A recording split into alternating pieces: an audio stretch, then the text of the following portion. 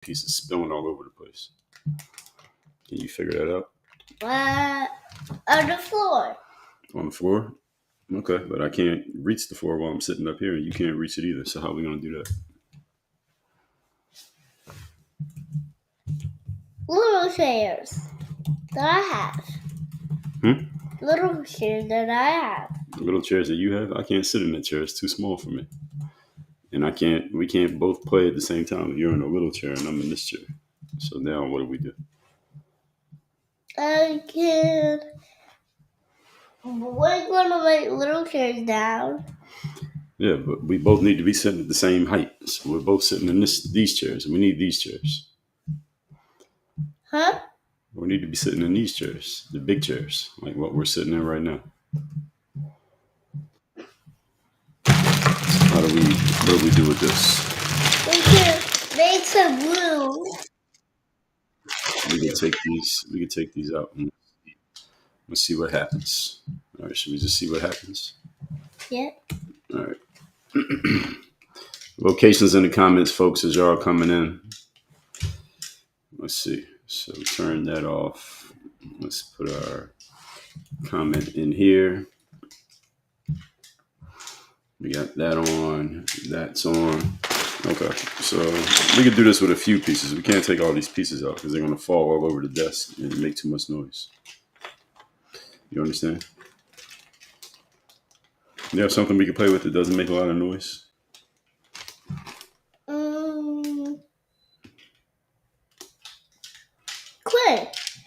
Crane. Okay, what else? We need stuff that doesn't make too much noise. No, we can't do that.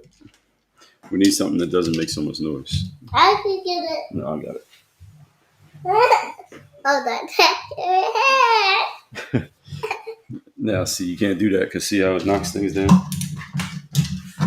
We need something that doesn't make noise and doesn't disturb what I'm doing here. Do you have anything that's not loud and not disruptive?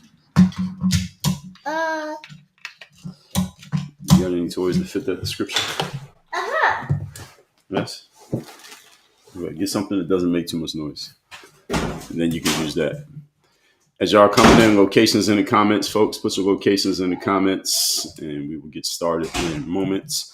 We are live on Rumble. Good morning, Rumble. Live on YouTube. Good morning, YouTube. Let's check and see if we are active on X.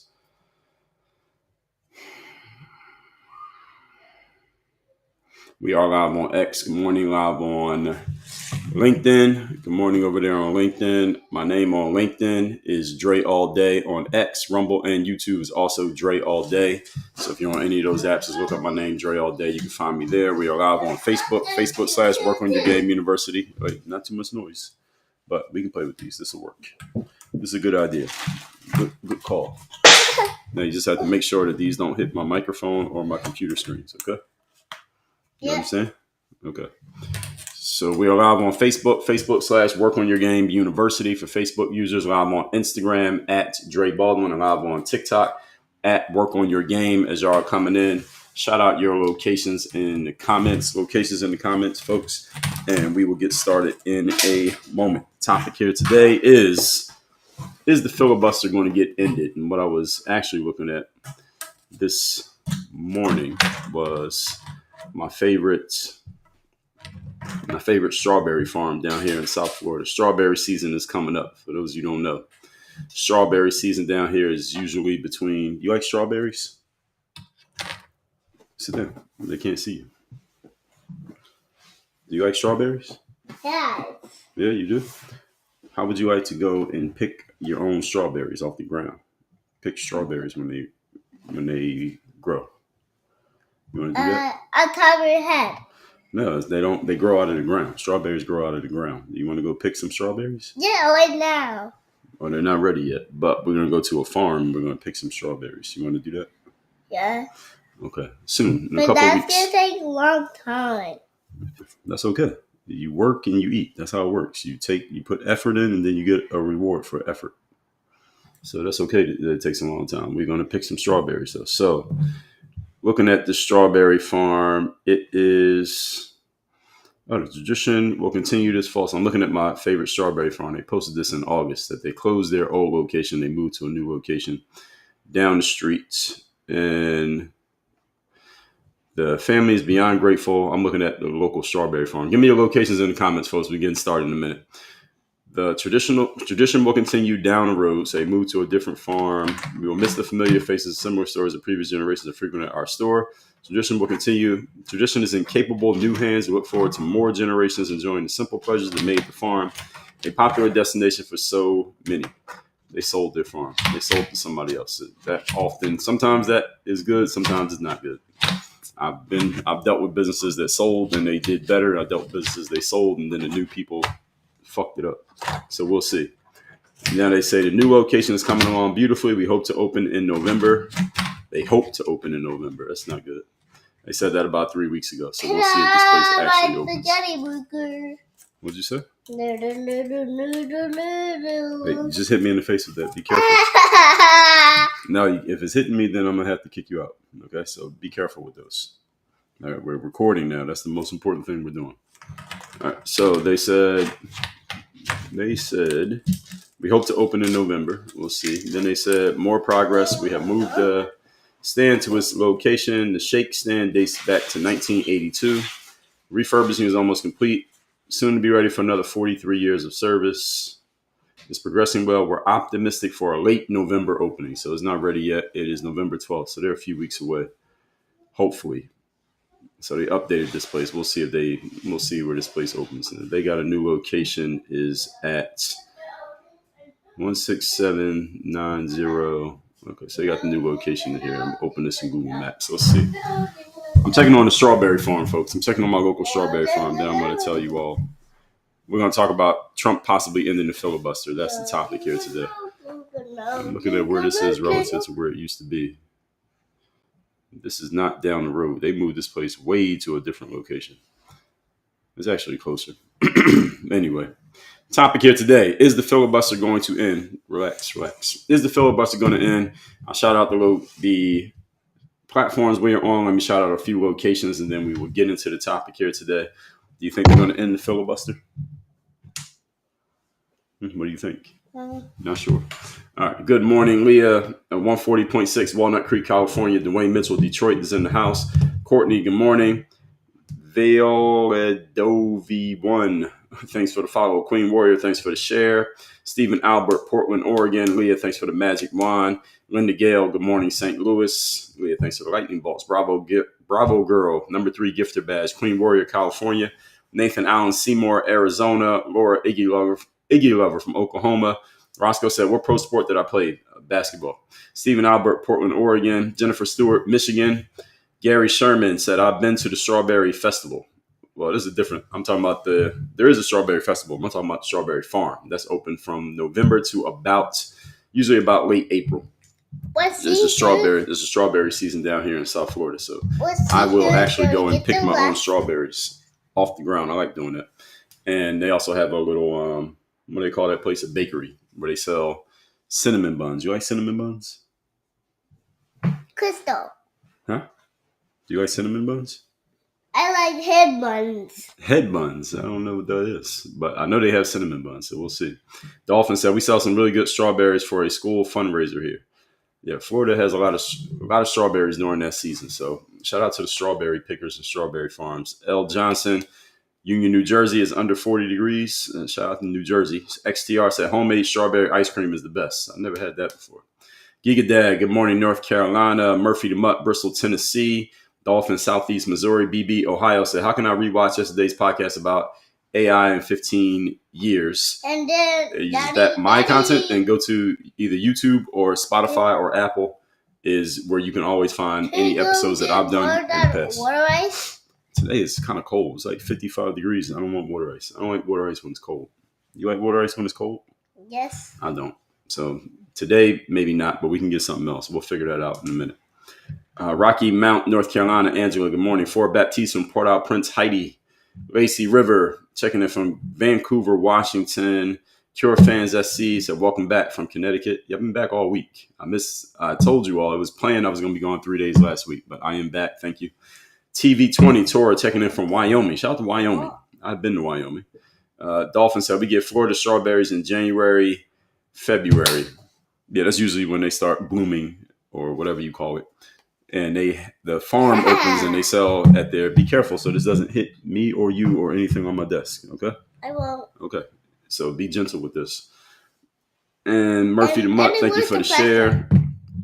Yeah, the Florida strawberries, usually they are heavy by about January. Right after Christmas, you can go and definitely pick strawberries. But if you go in November, December, try to pick strawberries, they're not always ready.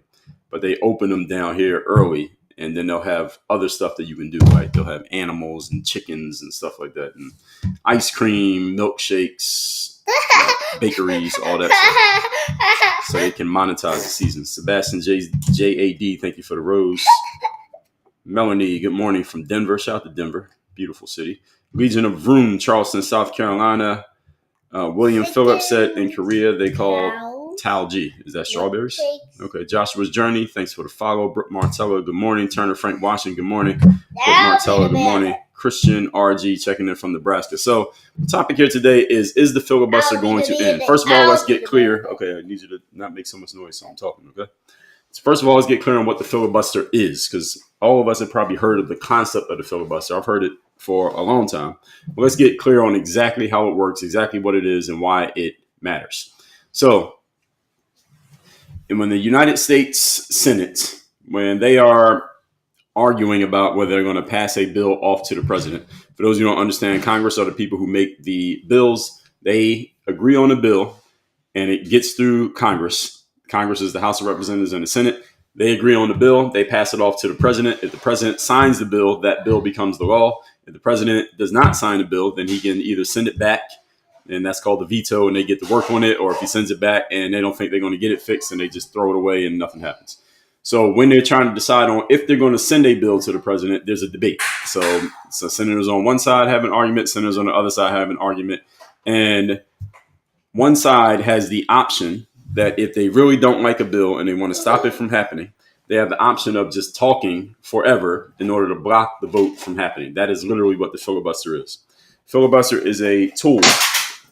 I remember when we made this. We made this when we went to the Halloween festival, right? Halloween, not festival, but Halloween event.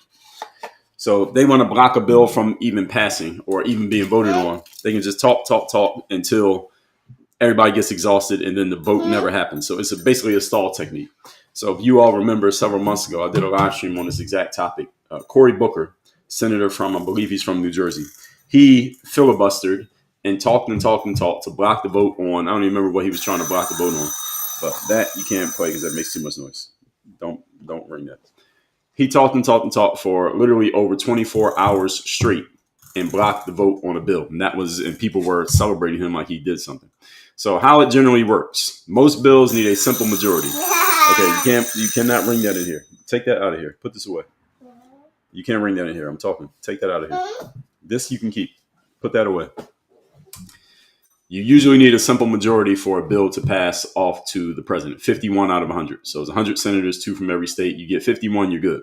But if you want to end the debate and force the vote, you need 60 votes. That is called cloture, CLOTURE. That means you can shut down the talkathon if you have 60 votes. 60 votes usually means the Democrats got to get some Republicans to agree, or the Republicans have to get some Democrats to agree. And if there's a strong debate on a subject and there's not enough Republicans or senators to dominate the vote without getting some compromise, then you can't do this. So the filibuster does not require actual nonstop talking. Now it's mostly silent or threatened. So you don't actually have to talk for 24 hours straight. If a senator signals intent to filibuster, they just say that they're going to do it, the bill stalls unless 60 senators agree to basically shut it down and override that filibuster. Now, there are some exceptions to this, but pretty much it's a supermajority hurdle baked into the rules designed to force compromise and protect minorities. In other words, the filibuster was designed, at least when it first came to exist, to keep the side that does not have majority power, right now that's the Democrats, to give them a little bit of leverage as a way to not have themselves just completely run over by the side that has the power, which right now is the Republicans. Now, right now, the Republicans, yes, this is fine, but you can't throw this. Okay, you have to hold on to it. This cannot be thrown at all. Okay? But it's made for bouncing. Yes, and we're not bouncing anything in here because this is not your play area.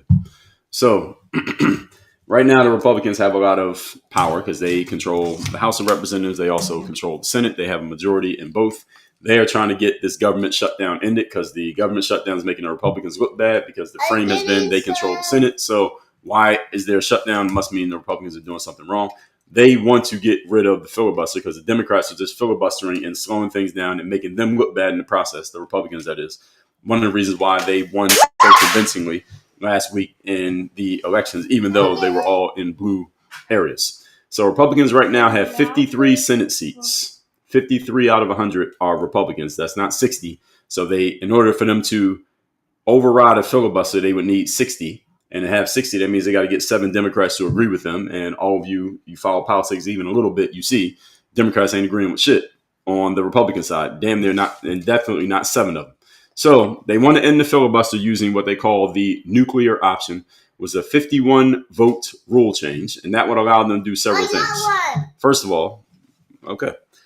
all, they would be able to ram through a massive agenda with just 51 votes. They already got 53 Republican senators, so they could easily do that. That means they can do tax cuts, they can fund the border wall, they can deregulate energy, they can restrict abortion, they can do gun rights expansions. All the stuff that Democrats have been filibustering for years and blocking the Republicans from doing, they could easily do it if they ended the filibuster. In other words, long story short, what it means is any side politically that has control in the Senate could pretty much push through their entire agenda, and the other side couldn't do anything to stop them if they ended the filibuster. They wouldn't need to get 7 Democrats to go along with every bill.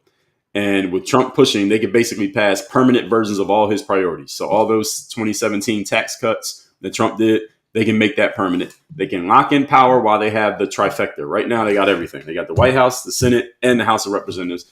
They can basically take all of Donald Trump's agenda.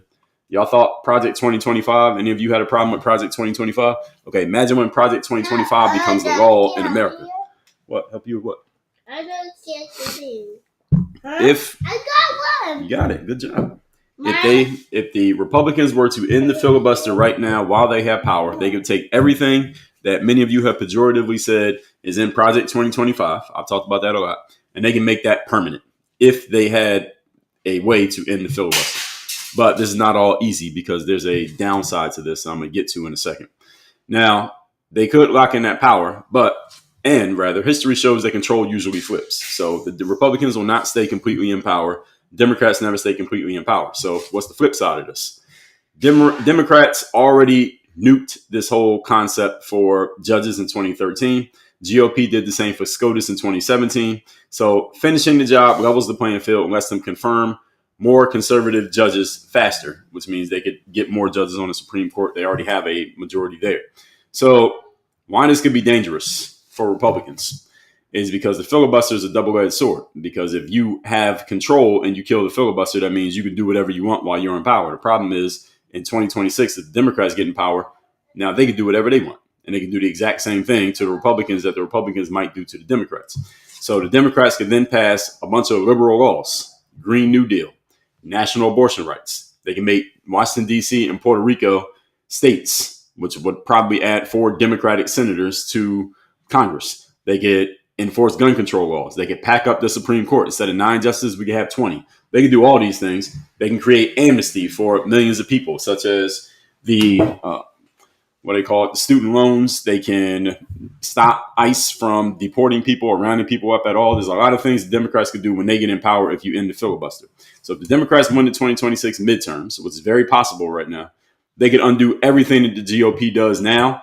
They can end it right after that, and they can do so permanently. So this basically creates a game of back and forth that I'm not sure we want, but you tell me. Now, what this would do is encourage extreme partisanship. Right now, we already got partisanship in the government. One side goes against the other side, and the Democrats blame the Republicans blame the Democrats. We all know they already do this. But what forces some type of compromise, and the reason we have a system of checks and balances here in America is because with the filibuster, if the Republicans have 53 seats as they do now, as opposed to 47 for the Democrats, in order to get anything pushed through, you need 60, which means somebody on the Republican side has to somehow, some way convince a Democrat to agree with them, or vice versa. Somebody on the Democrat side, when they have power, they have to convince the Republicans to agree with them.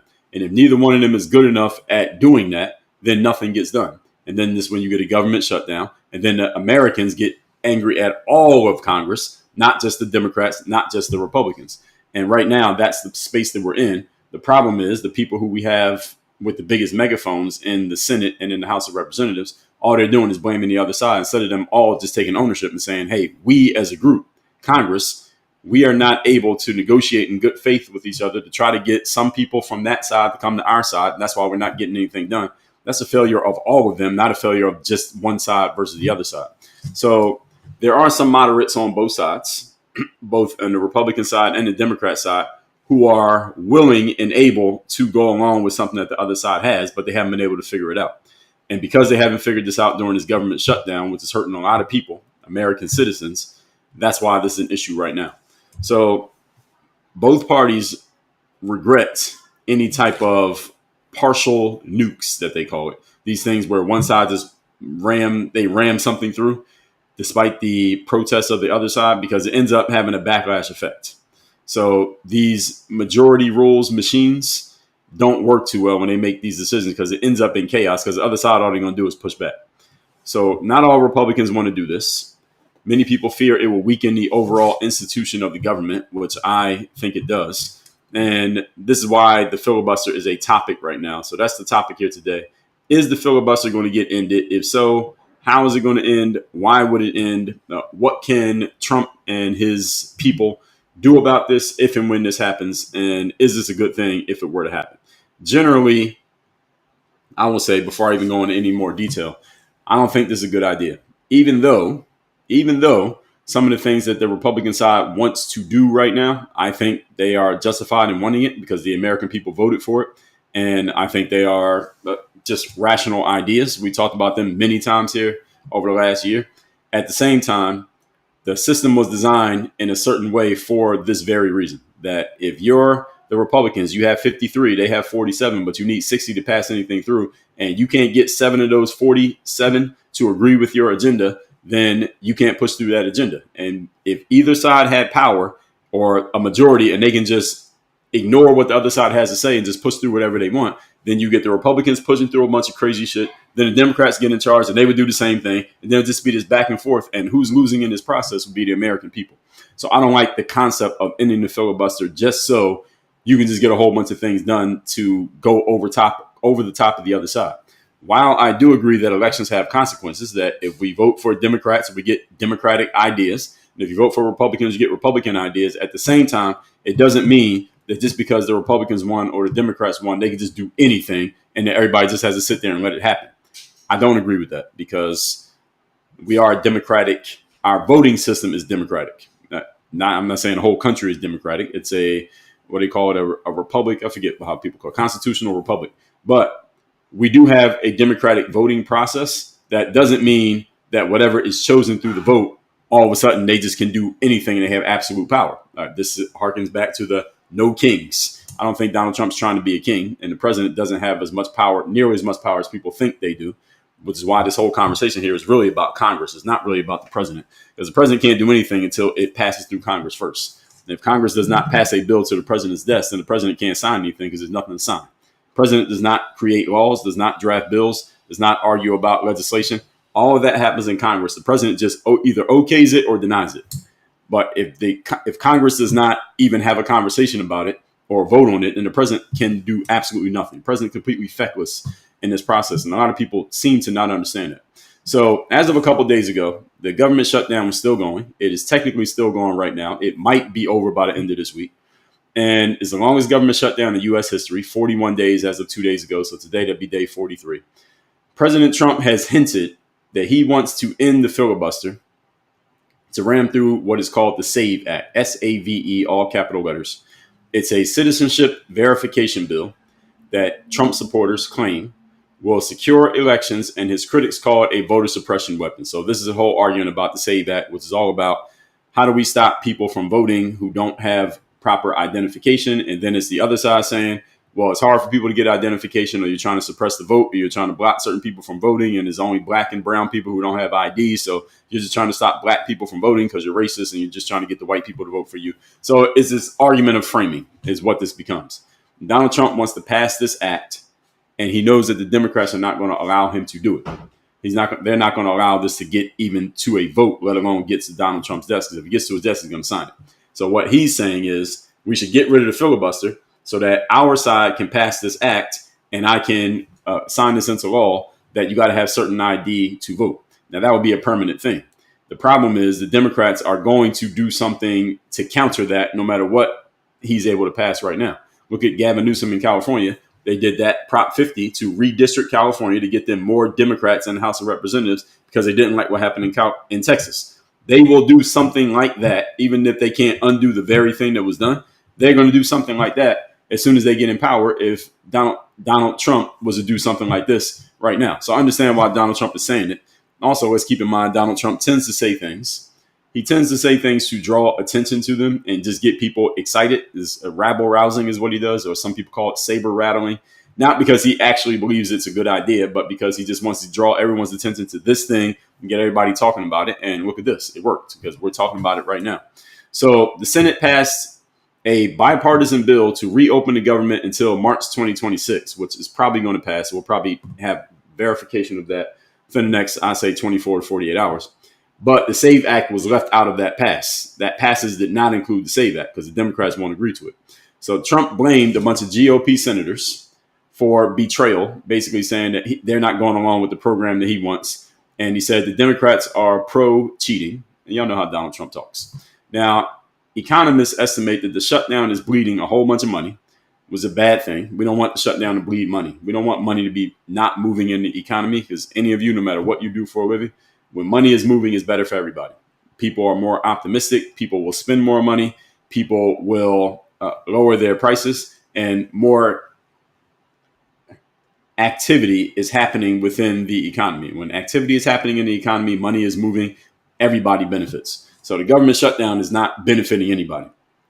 And we know about all the people not being paid, the delays in flights. I don't know if any of you had a flight canceled over the last couple of weeks because a lot of people are not coming to work, and national parks are getting shut down. Airports are being crippled. The standoff has turned into this test of raw power. That's what it's become. Which side can push through on the other side, because people are very strongly trying to resist Donald Trump, and Donald Trump is very strongly trying to overcome that resistance. So this is what this whole conversation becomes about. Let me introduce myself before we get into some points here. Pro and cons of all this. My name is Dre Baldwin. Many know me as Dre all day. I'm a former 9-year pro athlete, author of a few books, done a few TED Talks. I run this company called Work on Your Game Incorporated. What we do over here is we take the 85% of communication that is nonverbal, and we help you master that 85% of communication. We call it the power presence. When you master that 85% that is nonverbal, the other 15%, which is what you actually do and what you actually say, that is nothing but icing on the cake. The deal is already done. The yes has already been secured. The loyalty, the authority, the leadership has already been granted simply because people made a read on you in the first 2 to 10 seconds that they encountered you before you opened your mouth. The job is already done. You want to master that so you can get better at closing deals, raising your prices, getting people to follow you, listen to you, and remember you when you walk out of the room. Go to the link in my profile. You can work with me directly in our program called the Power Presence Protocol. We're in the middle of a challenge right now this week, and we'll have another one probably coming up next month, but we have a mastermind that you can get into on a rolling basis. Link is in my profile. Now, Donald Trump's demand topic again here today is the filibuster going to get ended? Would this be a good idea if the filibuster got ended? And we're talking about Donald Trump because he's the one saying end the filibuster. The thing is, just for everyone to understand in context, the president cannot end the filibuster. The filibuster is something that happens in Congress. The president is not part of Congress. The president needs Congress to get anything done, and Congress needs the president to get anything done, because anything Congress passes, the president still gets to say yes or no. And anything the president wants to get done, Congress has to take it through their process in order for the president to even enact it. So they both need each other. So Donald Trump is demanding that the filibuster get ended. It's consistent with his style. He wants to break norms to achieve results. All right. He's done that pretty well. Now, he already pushed the Senate Republicans to use this nuclear option so he could get his Supreme Court nominees back in 2017. So that set a precedent that a lot of Democrats were really, really upset about. that they will try if they get a chance, if and when a Democratic president is in office. Right now, Democrats are not in office. Now, eliminating the filibuster for legislation opens up Pandora's box, as I already explained to you. When Democrats regain control, if they have 51 votes in the Senate, right now they have 47. So if they were to take 4 Senate seats from the Republicans, they would have 51. Then the Republicans will have 49. And if the filibuster is over, that means that the Republicans in the Senate at that point, with only 49 of them and 51 Democrats, cannot do anything to stop the Democrats from passing anything that they want to pass straight to a Democratic president, Gavin Newsom or Kamala Harris, let's say, or AOC, and they can basically do whatever they want. So y'all didn't like the Dobbs decision. Democrats can bring a nationwide abortion back. They can come up with amnesty ideas for student loans. They can figure out a way to fast track citizenship for immigrants who are in the country who will no longer be being deported because Kristi Noem and Tom Homan won't have a job anymore. There will be no ICE. ICE will get melted, if you follow my metaphor. The Democrats can do all of this if there's no filibuster and they have power. So if they control the Senate and the White House, they can do everything that Donald Trump's trying to do. They can do the opposite of it. That's why I'm not sure it is a good idea. Feels good in the moment, but it's not good in the long run. I believe this would be a Pyrrhic victory for the Republicans. One that feels good now, but in the long run, it hurts you. And this could mean federal abortion protections, gun restrictions, climate mandates, all irreversible under simple majority. So y'all want this? Again, think of the long-term ramifications, not just what you would get today, but where you're going to get tomorrow, the next day, and the next day if the filibuster is ended, because it is inevitable that the Democrats will have power the same way the Republicans have power right now. It's inevitable. In the next, let's say we got the 2028, then you have 32, 36, and 40. Between now and 2040, next 15 years, there will be a time guaranteed that the Democrats have control of the White House and control of the Senate at the same time. And anything that Donald Trump and the Republicans do now, the Democrats are going to do 10 times that when they have power. And they're going to justify it by saying, well, Donald Trump did it, so now we're just fixing what he did. That's a guarantee. That's why I don't think this is a good idea to end the filibuster, even though I know it's frustrating for Republicans and for Donald Trump and for maybe MAGA supporters who follow this stuff. So the SAVE Act is tapping into the Republicans' biggest emotional issue, which is election integrity, that Donald Trump has maintained for 5 years that whatever happened in the 2020 election was not to, let's just say, not to his liking, and it will forever be questionable. That's me talking. 2020 election outcome and how that happened will forever be questionable. That's all I'm going to say so far. I don't want to get suspended again off TikTok. Now, and this has been Donald Trump's main thing for a long time because he believes, I already told you what he believes. You already know what he believes. You already know what happened on January 6th. Trump's core voters are fired up around the idea that elections are under a threat and that the Democrats will do whatever they need to do to get themselves a majority in voting areas that could go either way, i.e. the swing states. We saw what happened in the swing states in 2024. But if the Biden-Harris administration had been allowed, had they won in 2024 and continued to flood immigrants into this country without proper documentation or going through the proper protocols, well, those purple areas that could be red or blue could permanently become blue.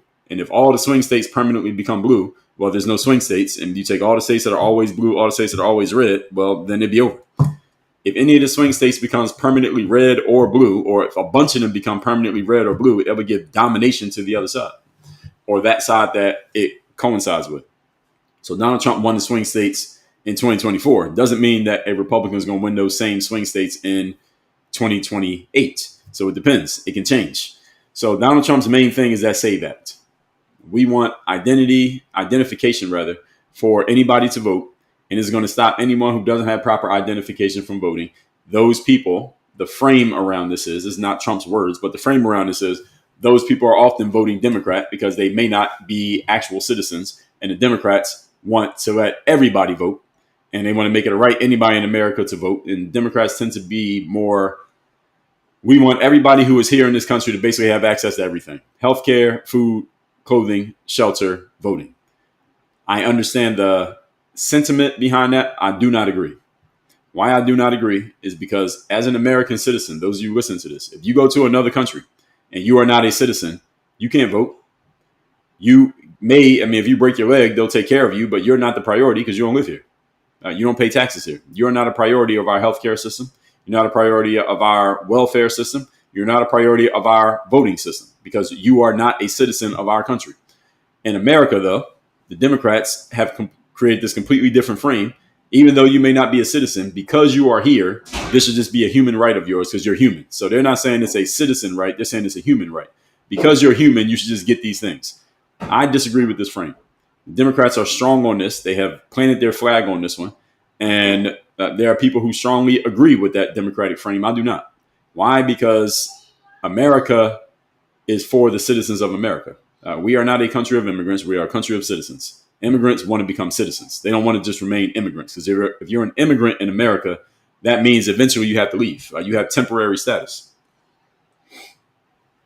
Your temporariness, if that's even a word, is a new word. I made it up if it's not. Maybe short term, i.e. a 6-month visa, maybe long term, a work visa. As long as you have the job, you can stay here. But you're not a citizen. Citizens stay here forever. You can't be kicked out. You can leave and come back when you're a citizen because this is your country. You're here. You're part of this. You're part of the fabric here. The Democrats are saying, well, any human who's here, once you have your feet on the land of America, you should be able to have what you want. And they're doing this not because of some sentimental reason that they just care about human beings. If you think that's the reason why Democrats are doing this, please, I have a bridge in Idaho to sell you if you believe that.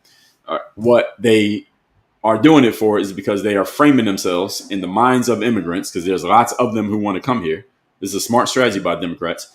There's a lot of immigrants who want to come here to America. There's a lot of immigrants already here in America, those some who have become citizens. They want to position themselves as, when you look at the Republicans, you look at the Democrats, which party is helping you out? And Democrats have framed themselves as, we're the ones helping out the immigrants. We're the ones helping the brown people who are coming into this country. Therefore, when the brown people get to make a decision between Democrat, Republican, i.e. voting, who are they going to choose? Democrats. And that there are more and more and more brown people coming into this country as immigrants, and a good percentage of them participate in the voting process. Who are they going to vote for? The Democrats. So this gives the Democrats an electoral advantage. That's the reason that they're doing it. Kamala Harris does not care about some immigrants coming into the country, not nearly as much as she frames herself as doing so. Neither does Gavin Newsom, neither does AOC, or her fake pictures at the fences. Remember those pictures she took at the fences years ago? And who knows if she was actually at the border. She probably wasn't. All right, that's all an act, but it works because you're acting to show people that you care about them, and people will buy that even if they know you're lying because it makes them feel good. You're speaking to their ego. So this is why Trump is standing firm on this, and this is why this is really the big thing. It's not healthcare. It's not the economy. It's not SNAP. All right, there's arguments because there are people who use all that stuff on both sides of the aisle. This one right here is a line in the sand between the Democrats and the Republicans, especially Donald Trump, because Donald Trump strongly believes that 2020 was robbery. So he's hanging his hat on this one hard. And remind you, it was only 2025, folks. He got 3 more years.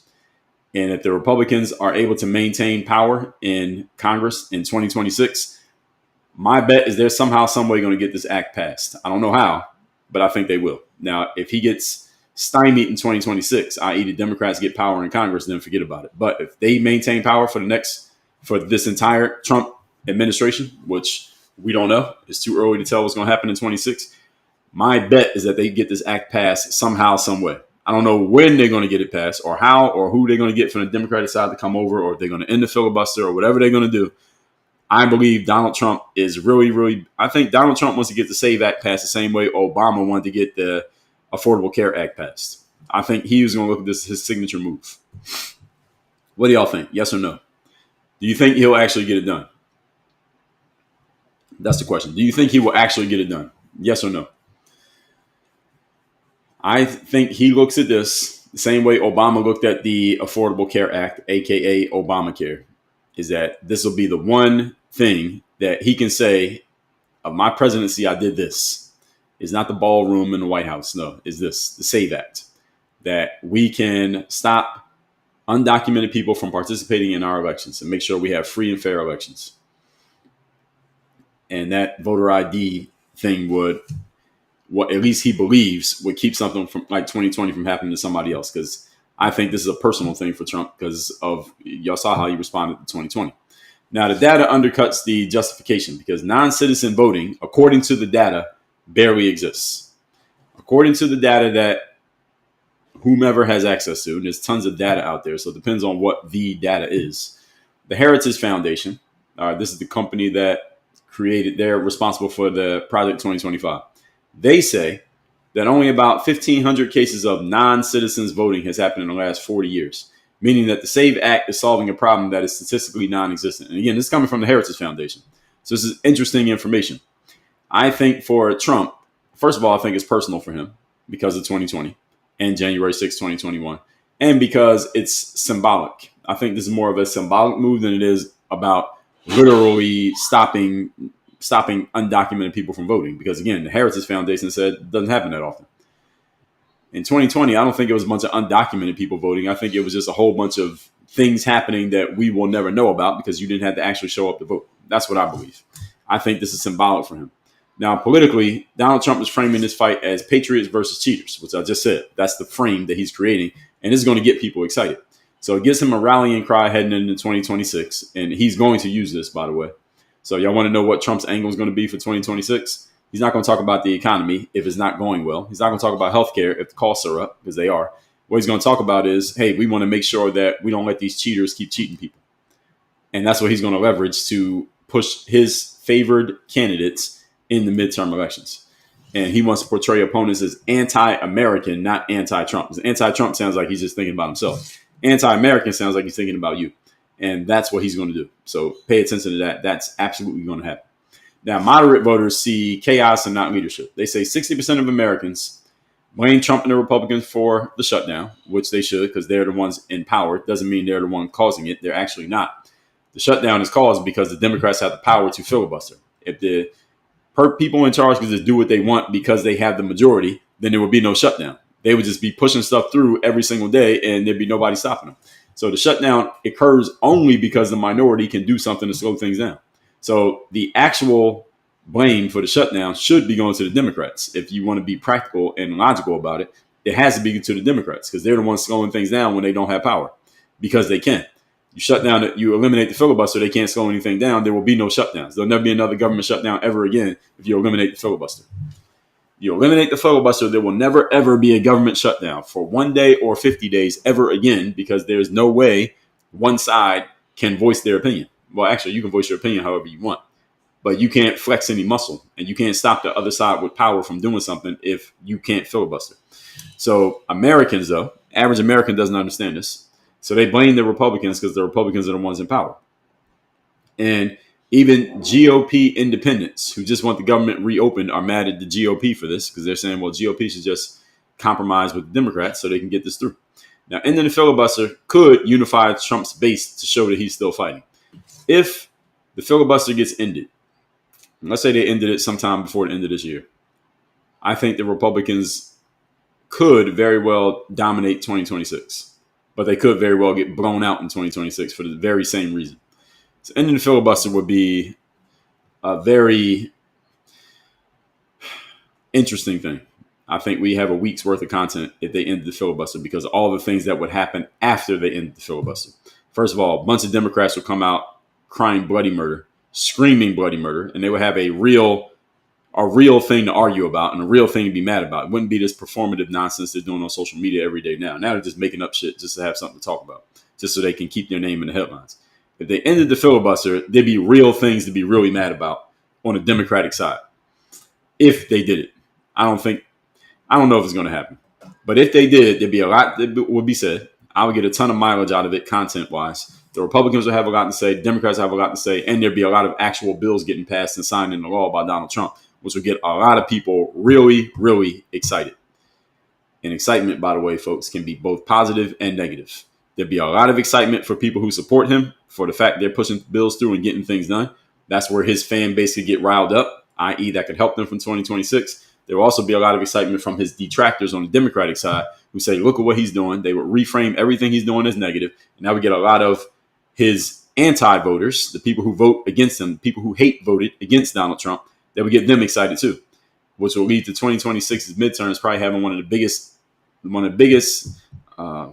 do they call it? One of the biggest turnouts of voters probably in history. If they end the filibuster and the Republicans start passing shit through and Trump starts signing it, there will be more people who show up to vote in 2026 than ever in history during a midterm election. That is my prediction if they end the filibuster. So y'all can hold me accountable to that if the filibuster gets ended. Now, long-term Republicans like Thune and Tillis, they know that short-term wins can turn to long-term losses. So they're basically preaching practicality here and saying, Trump, don't do this. Yes, I'm a Republican. I'm on your side, but this is not a good idea. And Trump is getting mad at them because they're not going along with the program. Now, Democrats would be next in power. As I said, every law the conservatives pass, they can just go do something different. And anything the Democrats want to do, they can do it. So is this a good long-term play? I say no. But is Donald Trump's ego talking here, or is he just saber rattling, just trying to get attention, or does he really mean it? We don't know, but we'll find out. Now, Democrats' unity in opposing this bill is, of course, strategic. Democrats versus Republican. We get that part. And they say it's a bad law and it's a perfect political foil. So it works for them properly. They get to defend voter access. They can call it that because it seems like Trump's trying to block people from voting, which he's really not. But they get to defend what they call voter access. This is the framing. This is the language game. This is why communication skills matter. While watching Republicans argue over this whole thing. So the Democrats are in a good space right now where they can just stall for time. That's the whole thing for the Democrats right now. Let's just stall for time, slow things down, not let anything happen. Let's get to the midterms. They got less than a year. Let's get to the midterms. And then if everything is still slow and nothing's happening, it makes Trump and the Republicans look ineffective, which means the voters who do show up are going to vote for the Democrats. Now we have power. Now we'll stop stalling. Now we'll start actually doing stuff. That's the game right now. That's the game of politics. And I want you all to notice everything that we're talking about here. Not once have I mentioned anything that benefits American citizens. This is how our system works. And you can be mad at the politicians if you want, but they're operating within the system that they were given. System that they were given is this is what you do. When you have power, you try to push through as much as you can. And when you don't have power, you stall to stop the other side from getting anything done until you get in power again. And then when you get in power, you try to push through as much as you can again. It's like this game of cat and mouse. And in the middle, the American citizens get screwed. This is the reason why, those of you who are new around here, I continually stress to you, do not depend on, wait on, or rely on the government to get anything done for you because they are not in the business of getting things done for you. Not in the business of helping you. They're in the business of helping themselves and their political party and their donors. And if they happen to help you in the process, great. And if they don't help you in the process, oh, tough break. Now, you're just collateral damage. This is why you don't want to depend on the government for anything. So their refusal to compromise, the Democrats that is, this risks backfiring if voters come to see them as the reason that the government is shut down. Right now, people are looking at the Republicans and blaming them. But a lot can change in a year, everybody. A lot of things can change in a year. Things change very quickly these days. We remember it was just over 2 months ago, Charlie Kirk got shot, and everybody was looking at the Democrats crazy, even though it's not like the Democrats shot him, but it was framed that way. And the way that some Democrats responded to his death and just seeming a little bit inhumane, it made the Democrats look really bad for about 3 weeks. Midterms were 60 days later, and the Democrats won. That's how fast things change. So we can't really make a prediction on 2026 yet because it's a year away. A lot of things are going to happen between now and next year. And whatever's happening at the moment is probably going to taint what happens in those elections. Right now, we had those elections last week. There's a government shutdown. So nobody wants to vote for the Republicans because the government is shut down. And the Republicans are in charge. So it looks like they're the reason. Again, that's wrong, but that's how most people look at it. So the longer this whole thing drags out, the more that the both sides fatigue starts to set in. People are going to start to notice, well, it's all of these people. So who actually has maybe some substance and some argument and some material here? Or it could lead to a lot of people just not voting at all in 2026 because they don't like anybody in the government. Remember what I told y'all about voting? I talked about this for the last 2 days. Winning elections is about getting people who are indifferent to actually show up and vote. That's what winning elections is about. It's not about getting the Democratic voters to vote Democrat. You know they're going to do that. It's not about getting the Republicans to vote Republican. They always do that. It's about getting the indifferent people, the people who have eligibility to vote and they have an opinion, but they don't care enough to actually show up and vote. It's getting those people to show up. When you get those people to show up, that's when you win. And you look at presidents who have won, they won for that reason. They got the people who are generally indifferent and they could just pass on voting at all. You get them to show up. If they're on your side, you win. If the other person gets more of their people to show up who are indifferent, they win. Donald Trump got a lot of indifferent voters to vote in 2024. That's why he won. Barack Obama got a lot of indifferent voters to vote for him. That's why he won. And that's the same thing that's going to happen in 2026. It's Ron Mondani in New York. He got a lot of indifferent voters or people who generally didn't care about politics at all to get excited about him. He got twice as many people to vote as voted in the previous mayoral election in New York City, and he won because they were all excited about him. Some excited to see him lose, some excited to see him win. And you see what happened. So this filibuster fight is exposing the fractures in the GOP. We talked about this yesterday, that I respect the fact that on the Republican side of things, whether we're talking voters or politicians, they will duke it out within their own ranks. That Republican voters or Republican politicians will argue with and criticize each other in public. Whereas on the Democratic side, it seems like they're all in lockstep and just all lockstep and all agreeing with each other on everything, even when what they agree on is completely ridiculous. Such as, oh, let's allow girls to play boys sports. That's ridiculous, but no Democrats going against the grain on that. Or let's allow more people to come into the country without proper documentation because they're all just humans and they deserve human rights. All right, I think that's ridiculous because we have a constitution, we have laws when it comes to immigration in our borders, but Democrats are going with it all in lockstep. I prefer that even if it causes some infighting, that people should keep it real and be honest about where they really stand, not just go along with something just because we got to go against this one guy. That's what the Democrats have framed this as for the last 10 years, that Donald Trump is such an existential threat that no matter what he does, even if what he says is completely logical, we must go against it because we have to be a united front against this terror, this monster that is going to destroy everything that we built. That's their frame. I don't agree with that frame. I think that's not mature. I think it's irrational. I think it's illogical, and it kind of makes them look crazy. And at some points it works against them. At some points it works for them. Right now it's working for them. But again, we're a year away from the midterms. This could backfire very easily. It can go back and forth a few times before we get around to November of 2026. So establishment Republicans want order, and MAGA just wants total war. This is the issue in the Republican Party right now. So you got the traditional Republicans who are not MAGA. They're just Republicans. They're thinking long-term here. All right, MAGA eventually is not going to have as much momentum as it has. Right now, MAGA's got a ton of momentum because Donald Trump's in office. Donald Trump's not in office anymore. MAGA will still be MAGA, but it will not have as much steam. It's like the Chicago Bulls are still the Chicago Bulls. They're a different team. Michael Jordan ain't playing. All right, the Bulls are still the Bulls. They ain't Michael Jordan's Bulls. Donald Trump's like Michael Jordan. All right, when he leaves, the team ain't going to be as strong. They might still be good, but they ain't going to be great. So traditional Republicans are saying, hey, we need to think about what's going to happen when MAGA no longer has all this momentum, because that's going to happen. Donald Trump will not be around forever. MAGA Republicans are saying, no, we want to do everything we want to do and do it now. Forget about thinking about long term. We want to get everything done now just to make sure that we got it done. That's the argument right now. It's the ones who just want complete war and the other ones who want order. And the divide mirrors this civil war that Democrats had between the progressives and the moderates back in 2020 going into 2021. You had some moderate Democrats, you had some progressive Democrats, and there was a battle happening then. But since then, they kind of all gotten on the same page, especially after January 6th. Now, Trump's public threats to senators show that he's losing his patience here. Now, again, he could be acting here. This could all be an act, or he could really, really be losing his patience. And he's done this the entire time since he's been in politics. So when there's a Republican who's not going with his agenda, Donald Trump will attack the Republican. He doesn't just attack Democrats. One thing you can say about Donald Trump is the guy's equal opportunity. If he sees you as going against what he's trying to do, he will come at you regardless of what side you're on. He will come at a Republican. He will come at a Democrat. He doesn't care. He'll come at a politician. Not politician. He'll come at a news person. He'll come at some sports league. Donald Trump will go at anybody who he feels is not on his side. Doesn't care what side you're on. If you ain't on his side, he will come at you. That's one positive thing you can say about Donald Trump is his equal opportunity. He does not discriminate when it comes to criticism. So he's going against people on the Republican side right now and trying to get them either to get on his side, or he's going to ostracize them and basically try to get them primaried and kicked out of their spots, which he has proven to be able to do.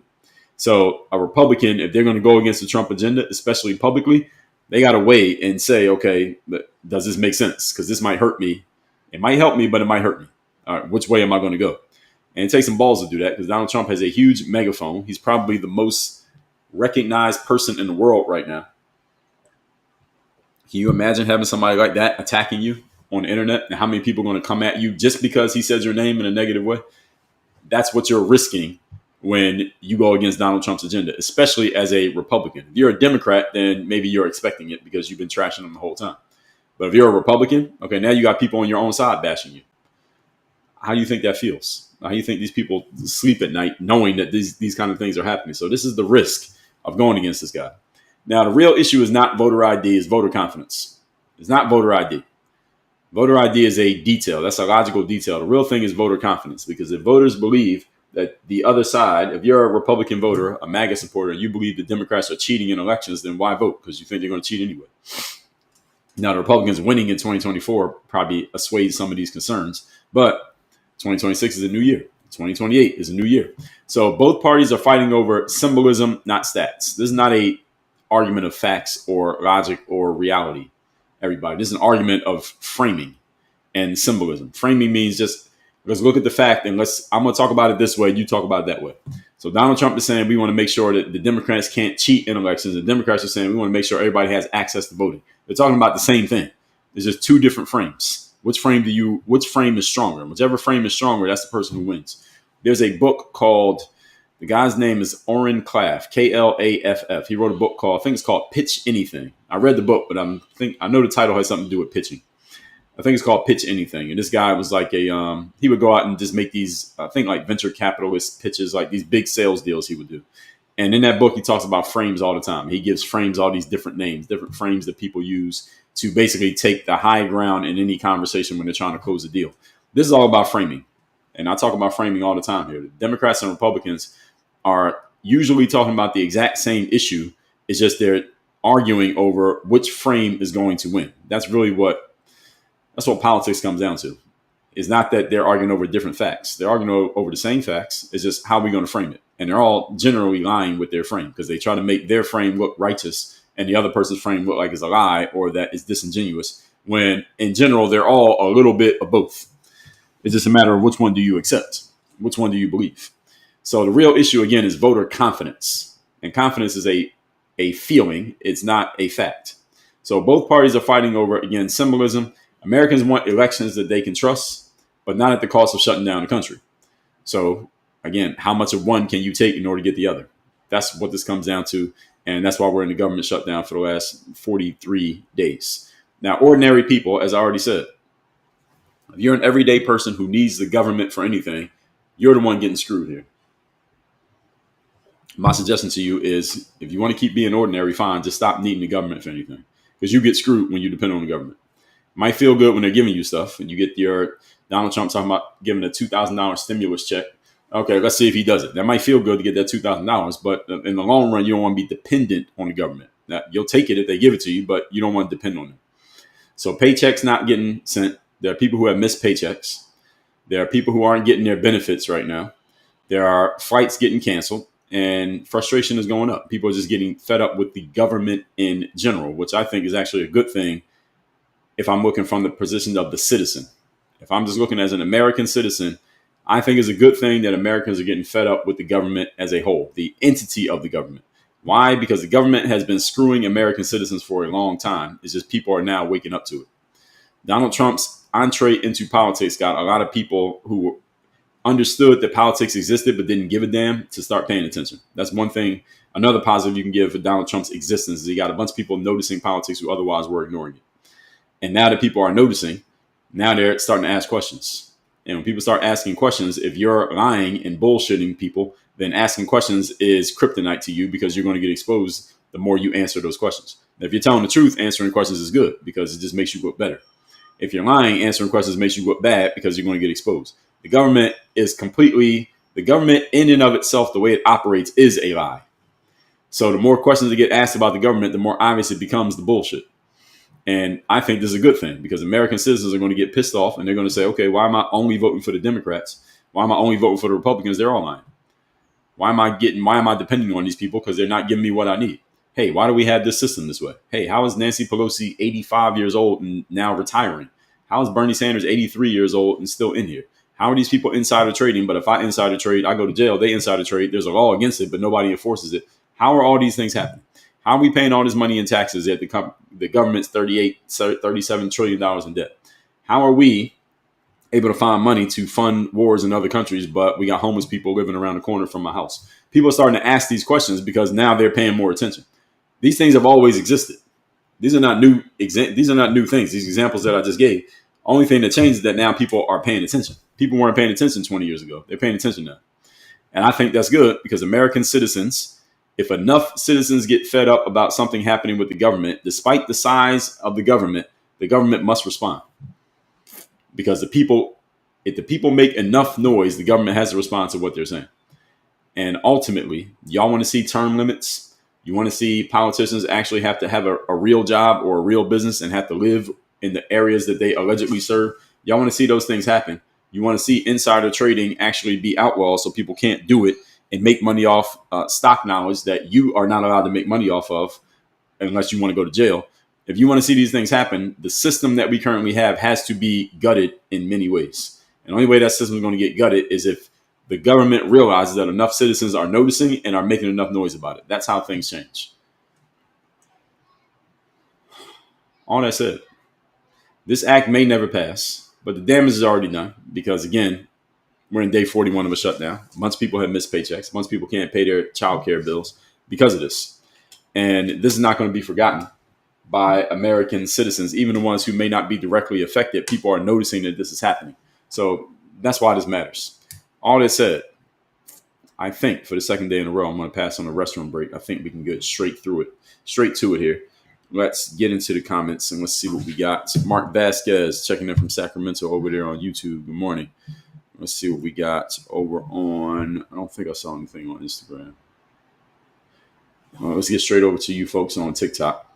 We got about 50 minutes here to get to comments. So if you got something, go ahead and put it in the comments. Let's get to it. CC Ruiz, thank you for the lightning bolt. Daniel Seifert said agree. Thank you. Shannon Burt said other countries make you pay out of pocket before even treating you, regardless of if it's life or death. Well, if it's life or death, they have to treat you. That's kind of, they can get sued very badly if they don't treat you if it's life or death. You got shot, they have to treat you. They don't make you pay first. I get what you're saying directionally, Shannon, but that's technically not true. Kylan says someone finally said it. What was it that I said? Cass said Democrats for the working class and labor. Well, that's what they want to be. The problem is Donald Trump snatched that rug out from under their feet because the working class and the labor class voted for Donald Trump. Anastasia May, thank you for the lightning bolt. Shannon said Democrats are hell-bent on absolutely destroying this country. We already invaded because of it. Well, that's what many people who don't like the Democrats say, that they want to destroy the country. But the Democrats look at it as they're actually helping. And again, that becomes the framing argument. So the Democrats look at what they're doing as helping the country. Let's bring in more people because, look, yes, they're immigrants, but look at all these immigrants who've done great things in this country. So bringing in immigrants must be a good thing. That's a framing argument. And there's different ways of looking at that. You can look at it and say, yes, well, Elon's an immigrant, and look at Tesla. It's a beautiful thing. You can also say, well, this immigrant who committed assault and murdered somebody, they were an immigrant too. So how do you want to argue about this? So the argument can go both directions. Jimmy said, any law passed that takes the power to conduct elections away from the states is unconstitutional. That's a frame. What we're going to notice here, I guess I'm going to point this out all day here today, is when any of you uses a frame that could go in the way that you're saying it, but also go the opposite direction, I'm going to point it out. INS said most Latinos voted for Trump. I didn't say anything about Latinos, so how is it wrong? You said wrong, most Latinos voted for Trump. I didn't mention Latinos at all. Big Dog, thanks for the follow. So actually, INS, you get a straw man for even saying that. Strawberry cheesecake. I don't think you heard that. Let me say it again. Play it again. Strawberry cheesecake. So when y'all hear that sound, that strawberry cheesecake sound, that's for the straw man argument. That's when someone makes a point that is going against something that I guess they think that I said, or they're claiming that I said, but I didn't actually say. That's called a straw man. When someone creates a straw man version of your point and then argues against it, you get that, the strawberry cheesecake. So Lioness, congratulations on getting the first straw man of the day. Big Dog, thanks for the follow. John 1 said, so you like to add to the division that's being perpetrated by the GOP. So John 1, you get the second straw man of the day. Strawberry cheesecake. One way often you can tell that the straw man argument is coming when someone starts an argument with so, or so you're saying, which means they're about to rephrase your position into something that you didn't say, often something that is easier for them to argue against. In John 1, you just did that. And you said, I'm adding to the division that's being perpetrated by the GOP. I think the word you meant is perpetuated by the GOP, but that's neither here nor there. And if there's division, that doesn't necessarily make it bad. Division is not necessarily a bad thing. So if I'm a law-abiding citizen and there's people across the street are criminals and there's a division between me and them, and I add to the division by pointing out that they're criminals, that doesn't necessarily make me bad. So your implication here is that adding to division is necessarily negative. That's not true. You're not that guy, pal. Trust me. You're not that guy. Okay. So you got a double-double. You get the Angel Reese double-double award for 2 logical fallacies in one statement. Congratulations, John 1. Robert Goldmiller, thank you for the share. Steve 22 said illegals can't even vote. What are you talking about? And again, here's another straw man. So Steve 22, you get that. The Democrats, as I said, they want to create a fast track to citizenship. Kamala Harris used that term several times in the 2024 election. And yes, we know that they can't vote. Technically, that they can't vote. The argument that people have made is that they are figuring out ways to let them vote and or trying to make them citizens so they can legally vote.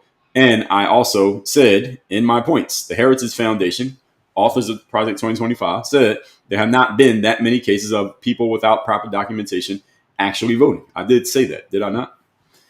Joe Cervantes, thanks for the share. Alu, thanks for the share. Robert Goldmiller, thanks for the share.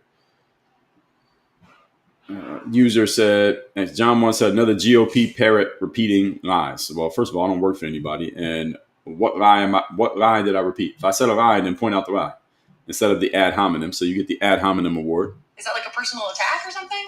By saying what you said. User said, Democrats try to keep people dependent on the government, not for the working people. Generally, I would agree that if I had to pick which side tries to keep people dependent on the government, I would go with the Democrats. And my evidence is Kamala Harris's 2024 campaign, where it was when it became clear through her internal polling that she was losing and slipping in the polls after about 30 days of her vibes. It was clear that people were looking for substance. She didn't have any, and she was slipping in the polls. She started coming out every week with a new handout that the Democrats were going to give to people if she won. We're going to give you $25,000 for a home. I believe that was going to be a credit. It wasn't going to be actual cash. She didn't say that in so many words because it would take the wind out of her sails to say it's credit, because credit is not money in people's pockets. Feels a lot different. She was going to give $20,000 for people to start businesses and these things she claimed she was going to do for black men. She basically started coming up with all these handouts.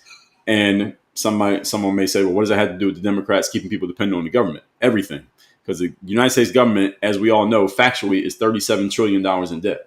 How can you be $37 trillion in debt, yet you're going to give a bunch of people $25,000? That makes no sense. You don't have $25,000. So to give people $25,000 must have strings attached. Third law of economics, ladies and gentlemen, is that there is no such thing as a free lunch. If you see a free lunch, understand that there are hooks in that bait.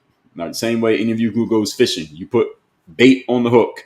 A fish is stupid. So a fish thinks that they found a free meal. Who gets the last laugh? The fisherman gets the last laugh. And anybody who thinks the government is just going to hand you $25,000, you're either a fool or you're working for the Democrats. So the Democratic Party, more than the Republicans, they promote these ideas of here are the things we're going to give you. All you got to do is support us and we're going to give you all these things. This works because there's a large swath of the population who would gladly go and take a free lunch, not understand there's no such thing as a free lunch. So user 748, I agree with you. Papa Mike 13 said, please stop spreading misinformation. Laws don't allow non-citizens to vote. Never did I say that laws allow non-citizens to vote. That's a straw man. Strawberry cheesecake. And similar to what the other person said, did I not just point out that the Heritage Foundation said that this doesn't even happen? And then I went on to say, there's a framing conversation. It's about voter confidence. It's not about actual facts. XDR said, I believe you need ID to get SNAP. Why not for voting? Because the Democrats are saying it's about voter access and it's a framing conversation. It's not a factual one. So XDR, you're making a factual argument. And this is a framing. The whole conversation is about framing. It's not about facts. Papa Mike said, your conversation is not based in facts. Well, it depends on what the topic is. Which point? I talked for about an hour. So which point did I say is not based in facts? Because a lot of it is based in framing and is based in, and then I'm mixing in my opinions and my theories around it. So in some ways, Papa Mike, you are correct. It's not based in facts, because if it was just about me giving you facts, then you wouldn't need me. You just go to ChatGPT and they can list out all the facts that you want. What I do is I take the facts that I find, then I tell you, I explain the facts, I contextualize them, then I explain to you my opinions on what I think about them, And then I explain both sides of why this could be good, why it could be bad. And then I give you my overall theory, my diagnosis of what I think is going to happen. So you saying that my conversation is not based in facts is actually true. Have some more chicken. Have some more pie. It doesn't matter if it's boiled or fried. I'm not a news reporter. My job is not to give you the facts. My job is to tell you the frame around what I want to talk about. And then I give you my opinion next to that material. Sometimes they're facts. Sometimes it's just a story. Rachel said, yes, but not sure at what cost. I don't know what you're referring to. Jimmy said a nationwide voter ID act takes power away from the states, unconstitutional. I get what you're saying, but there are some laws in America that are nationwide, and there are some laws that are state level. So why would just that one be unconstitutional, but the other ones wouldn't be? What's the difference? Where do you draw the line? Vent Talk 8, thanks for the follow. Eric said, thoughts on the Affordable Care Act? What about it?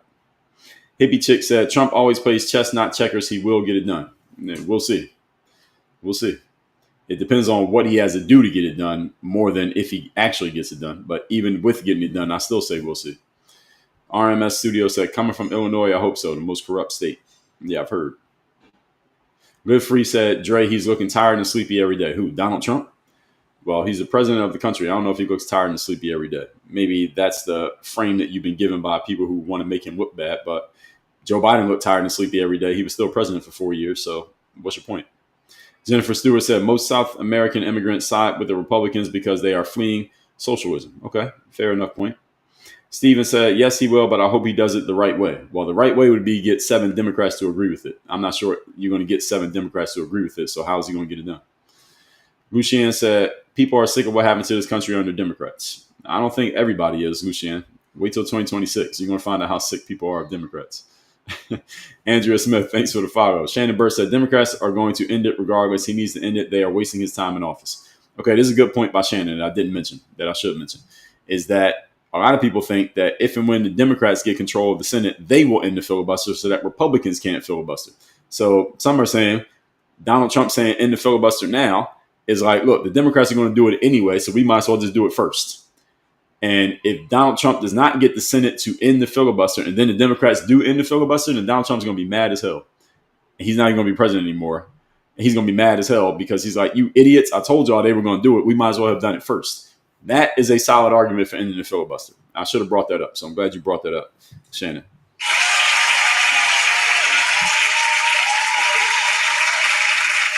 CC Ruiz said, tapping is clapping. Yes, tapping is clapping because you can't actually clap. So you tap the screen. When you tap the screen, those of you watching on TikTok, that's how you like the live stream. I'm at 85,000 likes. So let's get to 100,000, please, folks. Let's get to 100,000 likes on TikTok. Just tap the screen. Papa Mike said, you showing zero data and sources for your references. So what do you think this is? This ain't no science lab. I don't need to show you data or sources for my references. I just tell you what I see and what I think about it. And if you like it, keep listening. If you don't like it, leave. Data and sources. You think this is a college lecture hall? Lucien said 1,500 too many. Fair enough. Sir, Mr. Jason, thanks for the follow. Jimmy said data should drive decisions, not Trump's wins. Jimmy, that sounds good if you're talking to a computer. Data does not drive any decisions. Not even the smartest human in the world does not make decisions based on data. We make decisions based on feeling, and we use data as a logical justification for our feelings. Every human does that, though most humans don't admit it. 100 Proof, thanks for the share. Your mom, thanks for the follow. Papa Mike said, you are misrepresenting the facts. That's not true. What fact am I misrepresenting? Point it out. So a couple of you are saying that I'm saying something that's wrong or factually incorrect, but you're not actually pointing out what it is, which means you're probably saying a bunch of nothing. Alex says data is only as good as the ability to collect accurate information or the willingness. That's one thing, first of all, Alex, but also what you're saying here is not the whole picture because you can get accurate information that is still not the entire picture. It can be accurate that today is 54 degrees in South Florida. That is true. Now, is that the normal weather in South Florida? No, but if that's all the information I gave you, you didn't know anything else about South Florida, you may be led to believe that this is normal November weather when it's not. So accurate does not necessarily mean it's the truth. You can be accurate by taking something out of context.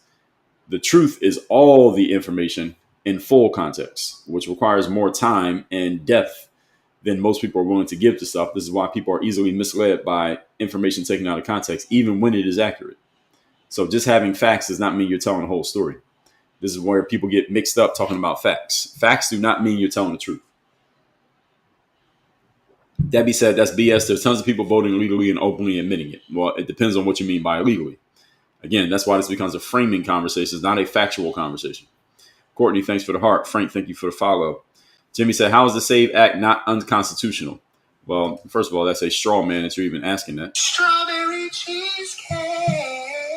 Because, Jimmy, I haven't even mentioned the Constitution once in this live stream here today. You mentioned the Constitution, so it's also what we call a red herring, because you're trying to turn the conversation to something that you want to talk about. The issue is this ain't your live stream. So if you want to talk about the Constitution, then you start your own live stream. Have some more chicken.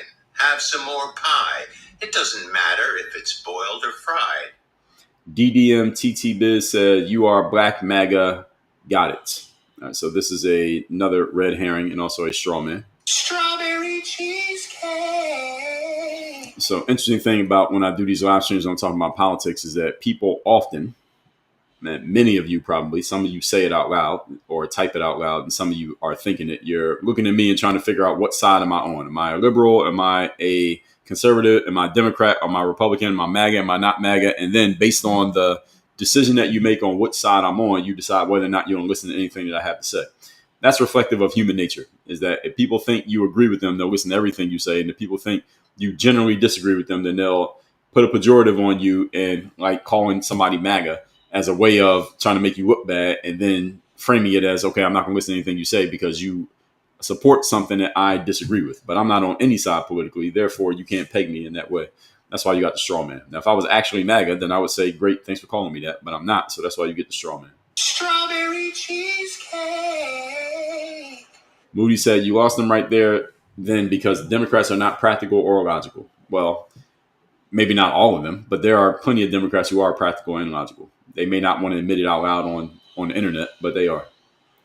26 Vet said Republicans have more votes, so need to negotiate to get fewer people to their side of the table. Well, yeah, they have more votes, but the filibuster prevents them from just pushing it through because they need 60. They only got 53. So they still need 7 people. Or they can just end the filibuster and do whatever they want, which I think has long-term ramifications that will hurt everybody. Because the Democrats are going to come back and do the same thing, and then the Republicans will do the same thing, and then we get all kinds of chaos. Courtney, member level 22, congrats. DT said he's destroying, not fighting. Who are you talking about? Trump? No, it depends. Again, that's a framing conversation. Destroying and fighting could be the same thing, depending on how you look at it. 2 countries go to war. Are they destroying or are they fighting? They're probably doing a little bit of both. Live Free said if there's no filibuster, then you don't need a Democrat or Republican party. Well, there still is going to be a side that has a majority. So technically you will in some ways. Blue Heart said, just press screen for 2 or 3 seconds and press not interested in the live. I think a lot of people are interested. We got 240 people in here right now, Blue. JJ said, I think they should think really hard about it. Well, that's what they're doing right now. Nico Suarez said Republicans will get blown out. I don't think there'll ever be a blowout, at least not now. Marsha Y. Mullins said, we need to get rid of most of the government. We don't need this drama. We're just trying to survive. Well, it depends on what you replace it with. BB said, why didn't Democrats end the filibuster last year? Well, I don't know. You have to ask the Democrats. Alice Peace Lover said, Trump ending more like 60 Dem and Republican voted to end filibuster. Fake news. I'm not quite sure what you're saying there. Marky Mark said, did you say the economy is doing bad because the stock market is up and gasoline is down and I can go on? Well, I'm saying in the eyes of many American citizens, the economy is bad because a lot of people don't have money right now. Costs are up, inflation is up, and there are a lot of people out there who cannot afford things, and the government shutdown is only exacerbating this because a bunch of people are not getting their paychecks. So bad is relative. One person can say the economy is great, like you're framing here. Somebody else can say it's bad because they're not in the stock market, and the gasoline costs more where they live, and they can't afford childcare for their kids. So the fact that things are going good for you does not mean things are not going bad for others. Live Free said, without the filibuster, there's no political parties. All right, we'll see. We'll see if that happens. Alex said, could the presidential ticket be flipped next election? J.D. Vance running for president. I don't know if Trump can be on the ticket. I think the rule is he can't even be on the ticket. Now, and Trump is not a vice president type of guy anyway, so that wouldn't work. Now you're asking if it's possible. I don't think that's even possible. But even if it was, Trump's not a vice president type of person. He's a head of the table type of guy. User Nope said, I'm voting based on inflation, and Trump made it worse. Well, inflation is always increasing. It just increases either faster or slower than it was before. So if you're voting based on inflation, then who are you voting against? You can't vote against anybody, and you can't vote for anybody because there's always inflation. So your frame is off there. Nico Swab said, Trump said we don't have enough talented Americans for jobs in this country. And in some cases, he's correct. Alex said Trump is VP. Yeah, not happening. Gillian 94, thanks for the follow. Johnny Goanna said, whatever happened to being able to claim the kids you paying child support for? You're asking the wrong person. I have no context on that or information on what that means. Alice Peace Lover, you said the same thing like 4 times. Don't spam my comments, so I have to kick you out. Jimmy said, Trump's ego is always talking. Well, Trump does have a big ego. I can agree to that. Jimmy, we can also agree that anyone who runs for president of the United States of America has to have a big ego. You got to have a big ego to go for a job like that. Bush, Kerry, Gore, McCain, Obama, Romney, Hillary, Trump, Biden, and Kamala. They all have big egos. Trump gets the most credit for his ego, but they all have equally large egos. Mashonda Low Ring, thanks for the share. Balu said, nothing can stop what is coming. Well, technically that's true, but you're not committing anything. What's coming? What are you talking about? Marky Mark said, Dominion electronic voting has become a big problem as voting is concerned. Yeah, I've heard about that. Tiff, thanks for the follow. Opie's Alter Ego, thanks for the follow. Shara Shay and Sherika, thanks for the follows. Philly Viv said, when do we get to be a nation that doesn't put our citizens first? The rest of the world differs. Well, Donald Trump got elected because he said we're going to put the citizens first. So I don't know if we became that. I think there's a battle, and there is a battle with the Democratic Party. Democrats want to be the party of imports. That's what they want to be. That's the decision that they made. Cinnamon Girl said, how do you justify H-1B visas? Trump said we don't have any skilled workers and need to bring in. Well, that's a red herring, what you're throwing out there, Cinnamon Girl. It's not the topic here today. It's a fair question, but it's not the topic. JJ said New York doesn't count. No, New York does count. I got 10 million people. They count a lot. 90K61, thanks for the follow. Sam said they are the reason when they have the majority. All right, fair enough. And when the other side is the only thing stopping the majority from doing what they want to do, then the other side is the reason, which I explained. I thought I explained that pretty clearly. Live Free 303 said the Republicans did Charlie Kirk in. He was going to run for president in 2028. Well, we have no idea what actually happened with that Charlie Kirk situation. Good thing we have somebody like Candace Owens asking questions. Man of Steel said, as frustrating as this may be, this is exactly how it was set up to work. I agree with that.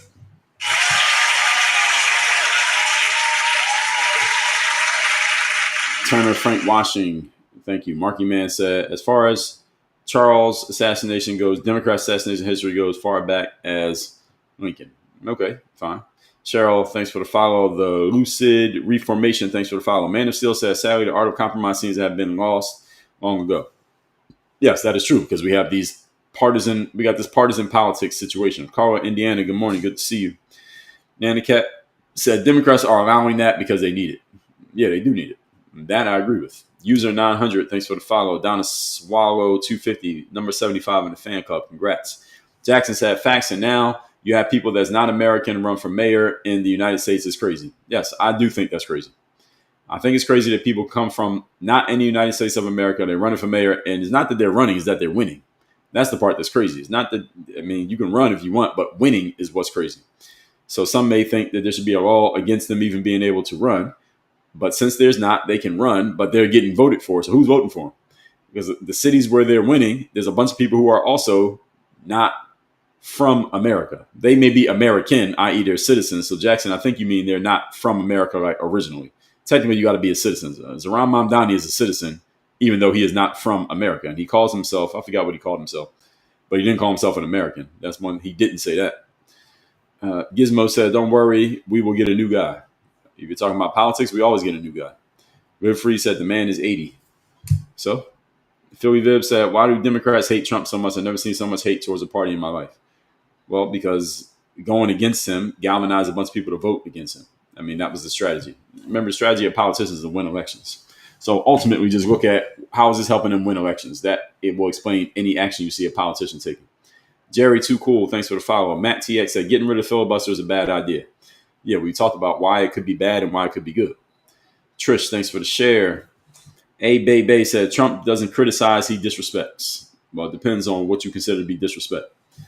Somebody talking bad about you on the internet, if you don't know them in person, I don't consider it to be disrespectful. It's nothing anybody could say to me in a comment that's disrespectful if I don't know them on a personal level. If I never met you offline, there's nothing you can say to me online that's disrespectful. It's just talking shit. This is what I consider it. But a lot of males tend to use this word disrespect with anything that they tend to not like, because a lot of males, especially black males and brown males, use the term disrespect as it's like a green light that you can do anything in response because of disrespect. Like it's the ultimate terrible thing somebody could do to you, especially in the black community with black males. But that's a different conversation for a different day. I did a podcast episode on that subject, by the way. Let me tell y'all what episode that was, because that's, since you brought it up. That was episode number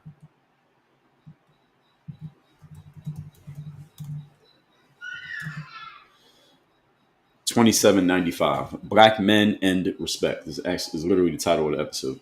Opie's alter ego said Trump is just the face in front of the camera. The writers of Project 2025 are in control. I don't think so. The thing about the president is that the president is ultimately a figurehead simply because of the way the government is set up. What is that? Puppy. No. It walks and makes noise. The thing is, son, it's making too much noise. I'm recording, so you got to take this out of here. If you turn it off, that's fine. But it doesn't do anything if you turn it off. So if you can keep it off, then you can stay in here. But if it's on, you got to leave. Close the door. Donna, thanks for the follow. Poncho 520 said you got a great channel. Politics clear for the layman. Well, thank you. I appreciate that. Yes.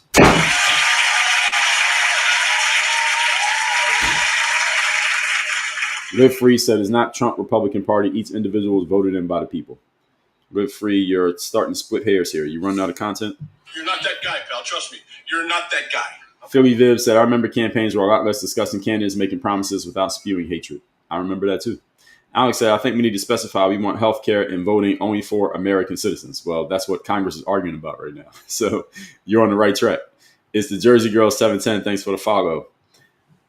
Take a ride with Tom said, honestly, we don't have any group of people who can't get an ID. I agree with that. And again, the voter ID thing is just the logical argument that people are making. This is more of a framing and emotional argument than it is a logical one. Warren said, wow, he is speaking real-time truth right now. Well, thank you, Warren.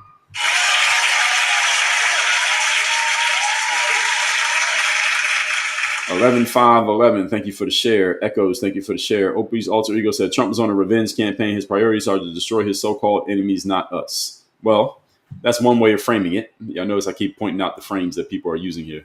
Maybe he is on a revenge campaign, Opie. Let me ask you a question. If you were Donald Trump after what they tried to do to you in 2024, would you go on a revenge campaign? I would. I don't have a problem with Donald Trump being on a revenge campaign. If you believe he is, I don't have a problem with it. They put 4 court cases on that man. They tried to get him a felony conviction. They tried to bankrupt him. They tried to send him to jail on a RICO charge.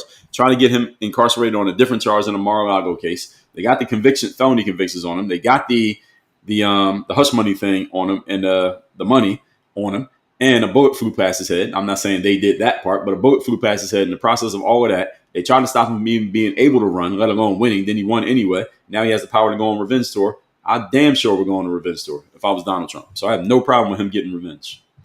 After what they did, I have no problem with him getting revenge. I'm here to watch that revenge story. I would get revenge too. So let's see. Where was I? Just finding my place in the comments again. I might get to the bottom of the comments here. We're at 9:36. We got about 25 minutes. I think I will. Where was I? Kimla Trent. Thank you. My Michael Lynn said, people need to question the government. Yes. And people are waking up to it now because everybody's paying attention. Donald Trump's existence got people paying attention to the government who otherwise were ignoring it. Alex said, why are people upset about not sending more money overseas and keeping it here at home? Because people don't even know that it's happening. Most of the money that gets sent overseas, we don't know about. Some of you make comments about some of it, but most of it we don't know about. because we're not paying that much attention. Opie said, take corporate money out of politics. That would change the entire game if that happened. The thing is, the people in politics will have to vote on that happening, and they're not going to okay it. Hillbilly Boom, thanks for the follow. G Black, thanks for the heart. Member level 16, congrats. R. Philly said, did you call Donald Trump a playground bully without knowing it? Well, I can't call somebody something without knowing it, RP Philly. I'm going to give you a non sequitur for that. You're not that guy, pal. Trust me. You're not that guy. I think any of you who listens to these lives knows I'm pretty clear on my language. So if I'm calling somebody something, I'll just say it. I don't talk around things. Karina 23 said, my friend had a life emergency. We were on vacation. They had to collect payment first. Where were you? And what was the emergency? And what was the payment? I want details on that one. Wifey Tips, thank you for the heart and the go popular. Alex said, look at all the legal migrants that have done well. I don't have a problem with legal migrants. I know a whole bunch of legal migrants. If you come here legally with proper documentation and you're an immigrant and then you become a citizen and you do good, I have no problem with you. Is bringing people in without proper documentation, fast tracking them to legal status, and then letting them stay here. That part looked funny on the Democratic side, not just because they were immigrants. I don't have a problem with immigrants at all. It's because they were not enforcing the rules at the border. They were just letting anybody come across and not enforcing anything as if the laws didn't exist. That's the problem that I had. And then Kamala Harris gave away the farm by saying, or she gave away the plot rather, by saying we want to create a fast track to citizenship. We want all these people we just let in. If I become president, we're going to try to make them citizens as quickly as possible. That was a long-term Democratic voting play. That had nothing to do with people. It had everything to do with the Democrats maintaining power. Stephen Albert, thank you for the lightning bolt. 98 of them. Niece 6107 said, wondering why illegals who've been here a while and never apply for citizenship, their reason for not doing. Well, what I know about citizenship applications in the United States is that it takes forever. It takes a ton of paperwork. You got to print out a whole bunch of shit. You got to get on the phone. You got to go to offices. And you ever been to the DMV? Our government offices are extremely slow, extremely bureaucratic. There's a ton of red tape. If you get one T crossed wrong, one I dotted wrong, they send you back to do it all over again. It's a bitch of a process to become a citizen in America. Now, people try to get it, but it takes a very long time. So Niece 6107, I don't think people don't try. I think it's just a pain in the ass. So this is why a lot of people don't become citizens. Stephen Albert, thanks for the lightning bolt and the coral. User note said, tariffs will bring us together against Trump. I don't know about that. Tariffs already been happening. Nisi said, in California, they can vote. So this is what some people are saying. So Alex said, the census uses every person regardless of nationality in the state, so it impacts the House and Congress. Okay, I'm gonna state what you said. I can't verify that, but okay. Just said, how do you feel about tariffs? I feel they are necessary for, how do I feel about tariffs? I feel that if the people in charge want to impose them, they impose them. And you need to make the necessary adjustments if you're affected by the tariffs. That's how I feel about them. Nadish Farron, thanks for the follow. User said, most immigrants I know are Republicans. So you put so and you didn't complete your thought. What's the rest of your thought? Alfred Barker, thanks for the share. Steven said, I was growing up, everybody actually read and watched what people were running on open-minded. Everybody, Steven? I don't know about everybody. I come from an era that was pre-social media. Most people weren't paying that much attention to politics. Just said, insurance in all forms are unhinged and out of control for sure. Okay. Linda said, can a felon run for president now that Trump has set the standard? I don't know. You're asking the wrong person about that. That is something you can consult the law books for. But what you're saying here is kind of a straw man. I see what you're implying. Strawberry cheesecake. As far as the overall law, I don't have an answer to that question. You can probably Google that. As far as Donald Trump, we would have to look at the details of how exactly he got those felonies on his record. And when we look at the details, you can see that there was a paper-thin bullshit case that usually is a misdemeanor. They turned it into a felony. They took something that was past the statute of limitations and brought it into charge anyway, all based on a prosecutor who ran on, I'm going to go after and get Donald Trump. The American people saw through the nonsense. That's why he won the election anyway. So, Linda, I get the sarcasm that you're trying to imply here, but were you alive in November of 2024? You got to come up with a better joke. Tango Charlie said, illegals need to be out of here to enter legally, but libs can't win without them. I think they believe that, Tango Charlie, so I would have to agree with you.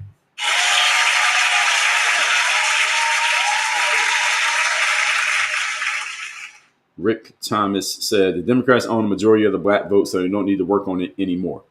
Well, the first part, you're right. The Democrats do own the majority of the black vote.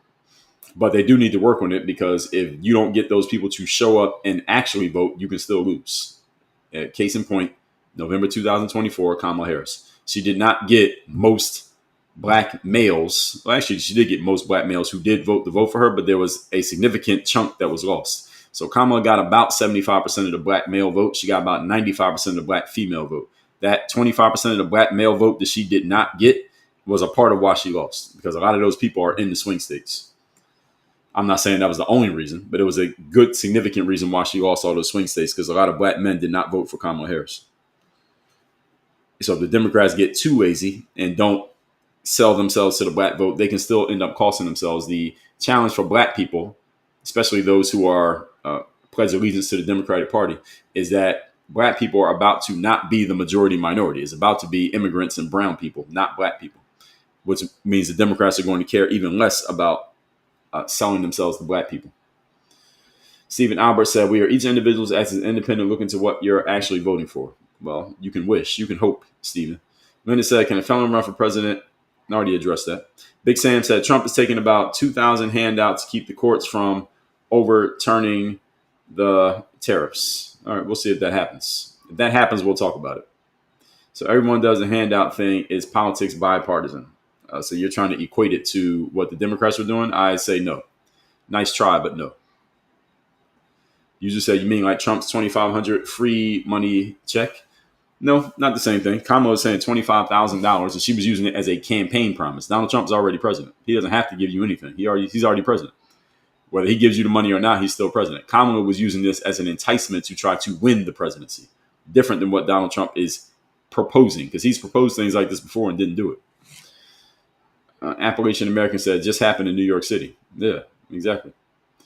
Big Pop said, and the Republicans use trickle down. How does that work? I haven't heard Republicans talk about trickle down. Trickle down what, though, is what I'm asking. What type of trickle down? Trickle down positive or trickle down negative? Because negative things trickle down absolutely. Shit flows downhill. Trickle down economics, I haven't heard any Republicans say that in 25 years. So what are you talking about? And who said it? User said, host is a professional grifter. Is that like a personal attack or something? So people call you a grifter when you're doing something that they don't like. So they call you a grifter as a pejorative. What is a grift? A grift is like a scam. So how am I scamming you? I'm doing this live stream for free. I'm not charging you any money. Where's the scam? If I'm grifting you, you got to point out the scam. How am I taking money out of your pocket by doing this live stream? All I'm doing is talking and you're watching. So if I'm grifting, you have to explain where the grift is happening. Because if it is, I want to know about it. Where's the money? Lynn, thanks for the heart. Nadia Furren said, this is the most refreshing live I've heard this week. So right after that, this is what I get. Thank you.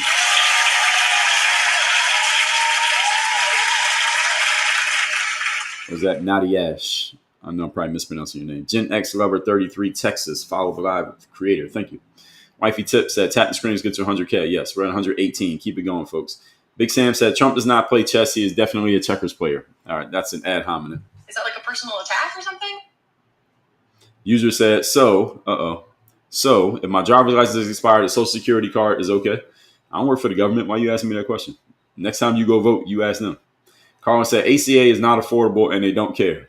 All right, that's funny.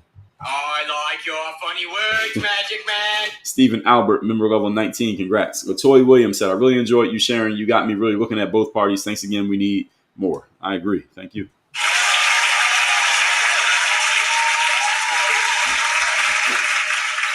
Alex said, that is so funny. He looks so alive compared to Sleepy Joe.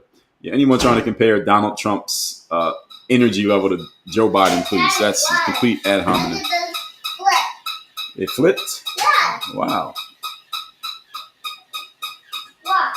Okay. My son has a toy puppy dog that does moves. See it? Oh, wow. I see that. It does flip. All right. Thanks for showing me. So Donald Trump talks to the press like every day. Every day he's in D.C., Donald Trump will sit and talk to the press and take all the questions that they'll give until they get tired of asking them questions. Joe Biden will talk to the press like once a month. So anybody trying to compare the energy levels of Donald Trump to Joe Biden, you have TDS. All right, so you want to talk about energy, get something for that TDS. Go to Walgreens or CVS, buy some over-the-counter medicine. Cut it out.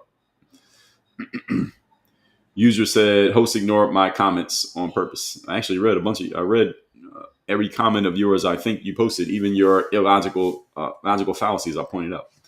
So, and by the way, nobody is entitled to having their comments read, even though I'm reading damn near every comment. Michelle Snyder Smith, thanks for the follow. Jasmine Carter said, "You made me laugh." Well, I'm happy to do so. I like your funny words, Magic Man. Big Sam said, "I make decisions based on data and research." Don't know what you're talking about. Of course you do. Everybody says they make decisions based on data and research, Big Sam. If I asked everybody in here individually, do you make decisions based on data and research? Everybody would say yes. Everybody's lying. What we do is we make decisions based on how we feel, and then we come up with data and quote unquote research that justifies our emotional decision. We justify emotions with logic. All human beings do this. Is human nature. No human is able to escape this reality, even though every human claims that they do.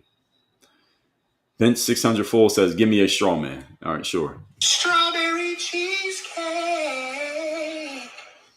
Sorella said, "Good day. Are you in politics? My FYP showed you live 2 times now. Want more of a career algorithm." So, Sorella, I am not in politics. I'm glad your FYP showed my live twice.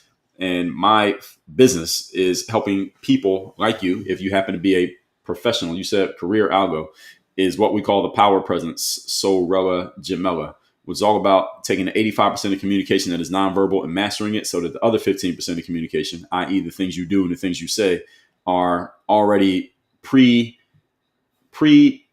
conclusions, foregone conclusions by the time you open your mouth. In other words, mastering your communication, verbal and nonverbal, so that you can close more deals, raise your prices, generate more business, get more trust, more people liking you more, and leaving an imprint on people, even if you never speak to them. So that's why your FYP is showing you me, because that's what I do. I just happen to be talking about politics right now. Elena said, "Truth should not require context." Well, Elena, truth doesn't exist unless you have context. So what you said there is a non sequitur. You're not that guy, pal. Trust me. You're not that guy. Truth is all the facts in context. That's the definition of truth. Rob said, "I enjoy the way you explain both sides and articulate your points." Well, thank you.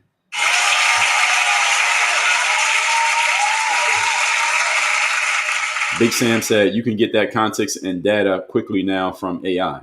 Yes, that is true, that AI can give you context and data. The problem is it can't give you all of the context and all the data, because there's always new context and new data to every situation. And secondly, even if you get it from AI, you still got to read it, understand it, absorb it, and then what are you going to do with it? By the time somebody does all of that, they would have already made a decision. So while theoretically you're correct, how many people do you know do that before every decision that they make? The answer is 0. Nobody does that. But again, a lot of people want to claim that they do that because they want to sound smart. That's not how people make decisions.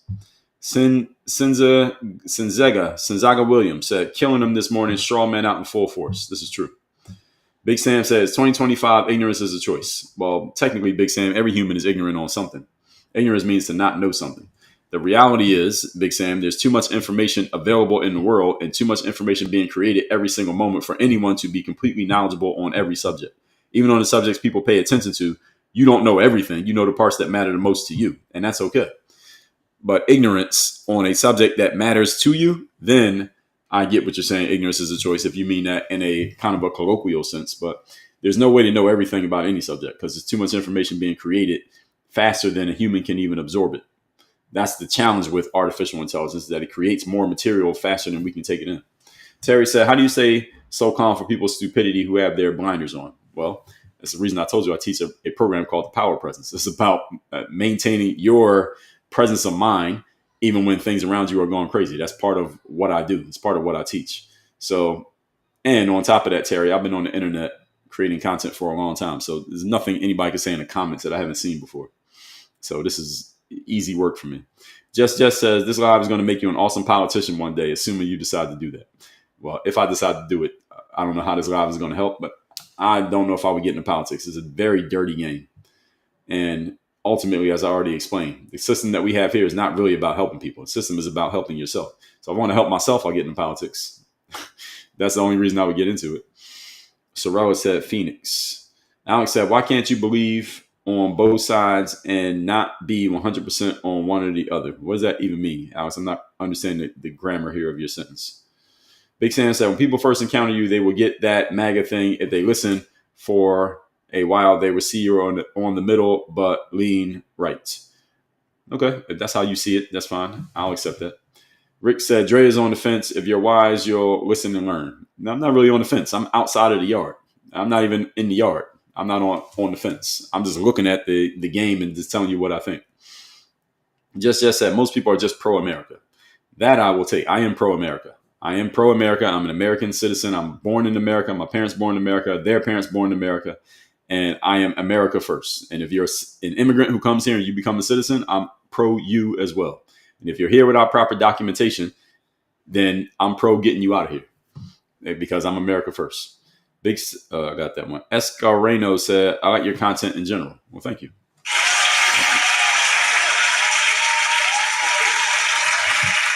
Alex said, that's the reason Trump won the presidency is because there were some Democrats not with Kamala.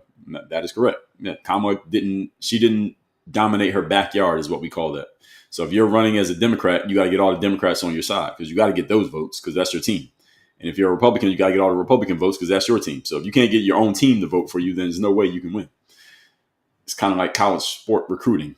If you are coaching at the University of Miami and there's good players in Miami, the city of Miami, you got to get most of them to come to your school. You can't dominate your own backyard, then you're probably going to end up getting fired. So you got to dominate your backyard. Kamala failed in doing that, and that's one main reason why she lost. Captain Kirk, thank you for the rose. Your mom said, you seem more classical liberal to me, in no way, shape, or form a modern liberal. So here we are. So Big Sam said I lean right, and your mom said I seem more classical liberal. So I'm actually completely fine with this differing of opinions on what side I appear to be, because I'm not on any side. I don't care about the Democrats or the Republicans. I do not trust or depend or rely on the government for anything. And I would suggest that all of you put yourself in that same position, mentally as well as physically. Just said, I voted all sides. I'm not on either side, but Democrats have ruined their image. Or so it seems. Just stay tuned. Keep watching. Alex said, the only way to make housing more affordable is to build more houses.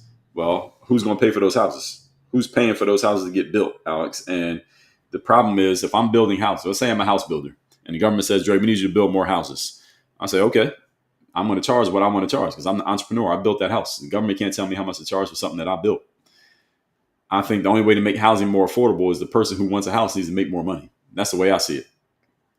I don't like the idea of let's trend things downward so that it's easier for everybody to have access. I understand that generally as a politician, you probably have to think that way. I'm not saying you're a politician, but if I was a politician, I would have to think and talk that way because I'm talking to the masses. We got to figure out a way to make everything more affordable so that more people can access it because I'm talking to the masses of people. But you all who are listening to me right now, y'all are not the masses. This is about a little over 200 people listening to me between all of these screens that I'm on right now. I suggest to all of you just make more money so that affordability is not your problem. That your problem is just which one do you want? You don't want affordability to be the issue because if affordability is the issue, then you're competing against another 100 million other people who have the same problem. And then you're depending on the government to solve your problem. That's a bad position to be in. So, Alex, I get what you're saying, that technically if you build more houses, then because the supply is up, then the cost can come down theoretically. But that's not always what happens. If a whole bunch of houses get built in Miami Beach right now, those prices are not going to be lower. They're going to be higher because more people want to move to Miami Beach. Now, if you're talking all of America, generally that can be true. The issue is who's paying to build those houses. And then how can you tell them how much to charge for a house that they built? You can't. So that's the issue. When Kamala was talking about, it was something else she was saying. It was the first time home buyers thing. Yeah, the first time home buyers. She said, I'm going to get $25,000 for everybody who's buying a house for the first time. And the issue with that, a bunch of people in real estate came out and said this. I'm not in real estate, but a bunch of real estate people came out and said, if I know that you're trying to buy my house and I know you got $25,000 in your pocket that you got free from the government, all I'm going to do is raise the price of the house because I know you got that $25,000. So I'm going to take what I would have charged you and I'm going to raise the price by $25K because I know the government is covering that $25. I'm going to just take that money and I'm still going to charge you the same. You still going to end up paying the same amount you would have paid without the money.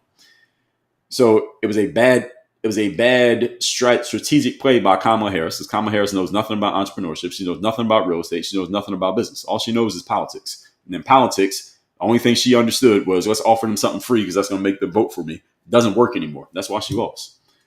Big Sam said the economy is not good. Where is it good at in Trump's mind? Well, the president has to say the economy is good. What's he going to say? The economy's bad?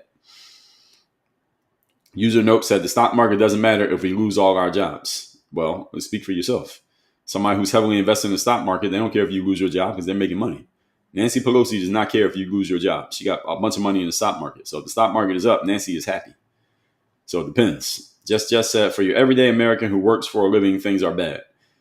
Yes, I generally agree with that. Generally, people are not looking at the economy as good right now. Right now, there's pessimism when it comes to money. The government shutdown, the increased cost of living, and just those two things. And a bunch of people losing their jobs to AI. Those three things makes the everyday person, even if they're not directly seeing it, they're looking at the landscape and saying, this doesn't look good. So that's what I mean when I say the economy is bad right now. I don't mean necessarily for myself personally. I don't necessarily mean for your pockets, but the average person. Again, if you're talking politics, folks, you got to think, how is the average person looking at the world? And they look at the news headlines. The news headline says cost of eggs and gas are up. It's saying that a bunch of AI is taking jobs from human beings and putting them out of work permanently. And the government shutdown has a bunch of people not getting their paychecks. Those three things are all factually true. So the average person is looking at that and saying, all right, we're in trouble. Even if they personally are not in trouble, it causes pessimism. And when it causes pessimism, people hold on to their money. It's not they don't have it, they don't spend it. And when people don't spend money, you get a recession or a depression. When people think things are going good, they spend money because they're optimistic about the future and they think they'll make more money tomorrow. But if you're not sure you're going to make money tomorrow, you won't spend money today. So that's why the economy is really about how people feel. It's about sentiment and emotion. It's not about facts. Even though facts may drive that sentiment, but it's really about how people feel. So if you can sell people on a positive feeling, they'll feel good. You sell people on a negative feeling, they'll feel bad, regardless of what's factually true. Joey said, Trump and Vance are both alphas. Trump cannot be VP. Well, Vance is not an alpha when Trump's in the room. Trump is an alpha no matter who's in the room. That's the difference between, I don't know that much about JD Vance. I haven't really got a good read on his personality yet because he's in a subordinate position. So you can't really know what he's really like while he's a subordinate because he can only talk a certain way because he's working for Trump. Now, put him in the number one spot and we'll find out how he really is. Same thing with Kamala. I mean, she presented herself a certain way as VP, but when she was running for president, she presented herself a little bit differently. Not that much differently, but there's a difference. Donald Trump is not a number two person. Where has Donald Trump ever been number two to anybody? So he's not that guy. So Trump can never be a vice president. JD Vance can be a vice president. He is one right now. And generally, he's pretty quiet. And when he talks, he supports whatever Trump says. Trump doesn't have to support anybody. That's the difference. Karina said, Trump for governor of California. He doesn't live in California, and he wouldn't win. He said, would Trump run for governor? Trump's not running for anything. President is the biggest job. Why would he take a back step to being a governor or a senator? That's not happening. Ashley, thank you for the hearts. Terry, thanks for the follow. Marky Mark said, Trump said with new jobs, all involves new job training. What does that mean? Big Sam says, so we have citizens in Argentina, or is it Argentina first, then America? Well, what some people were saying about other countries is that the money that gets sent to other countries, we end up making it back in the long run. So I don't know enough about it to confirm or deny that, but it sounds like it makes sense. That's what it sounds to make sense to me, but I don't know if it's true or not. Donna Lynn said, I'm so tired of Republican versus Democrat. I wish wealthy people would work for the people. Well, first of all, Republican versus Democrat is going to be around for a while unless we have anarchy done. And secondly, the wealthy people are not working in politics. The wealthy people are influencing politics. They don't work there. The most wealthy people, you don't know their names. And they work to keep it that way. Michael Lynn said, I think you should be a citizen for at least 25 years before you can run for any seat in this nation. Interesting. Donna Lynn said, a lot of people hate Trump because they believe lies and misinformation and frames. It's the frame, really. It's not really about the lies and misinformation. It's the framing. It's not that people necessarily, you don't have to lie about Trump to get people to dislike him. All you have to do is frame anything he does in a negative way. That's good enough. Alex said, if AI is going to replace a lot of tasks, why do we need so many immigrants coming in? Well, that's a good question. And if AI replaces a bunch of jobs, which it is going to do, that's actually going to happen. So that's not an if, that's a guarantee. What's going to happen is a bunch of people are going to be here with no job. That's what's going to happen. And this is why politics, government is supposed to figure this out. What do we do with these people who have no job? They have no money coming in, yet they need food, clothing, shelter. Somebody hasn't answered that question. Duke's mom said, that's really true. Why do you think that is? I don't know what you're responding to. Turner Frank said, that kid is something else. Yeah, normal. Normal child. Duke's mom said, I see that online when a black male feels someone talked over him, he'll get really mad. How can somebody talk over you on a live stream, though? You mean if they're on with somebody else? Like, I don't know what you mean by that, Duke's mom. Nobody's on here with me, so nobody can overtalk me. Big Sam said, that's facts. Trump is just a hammer. The Heritage Club and Project 2025 are running the show. Well, people are saying that. They say it as a pejorative to make Trump look like he is not in power. But I believe Trump's running the show. He's the type of guy who's run the show his whole life, his whole career, as long as we've known him publicly. So how all of a sudden he has somebody else telling him what to do, that sounds good, but it doesn't make logical sense based on what we know about Donald Trump.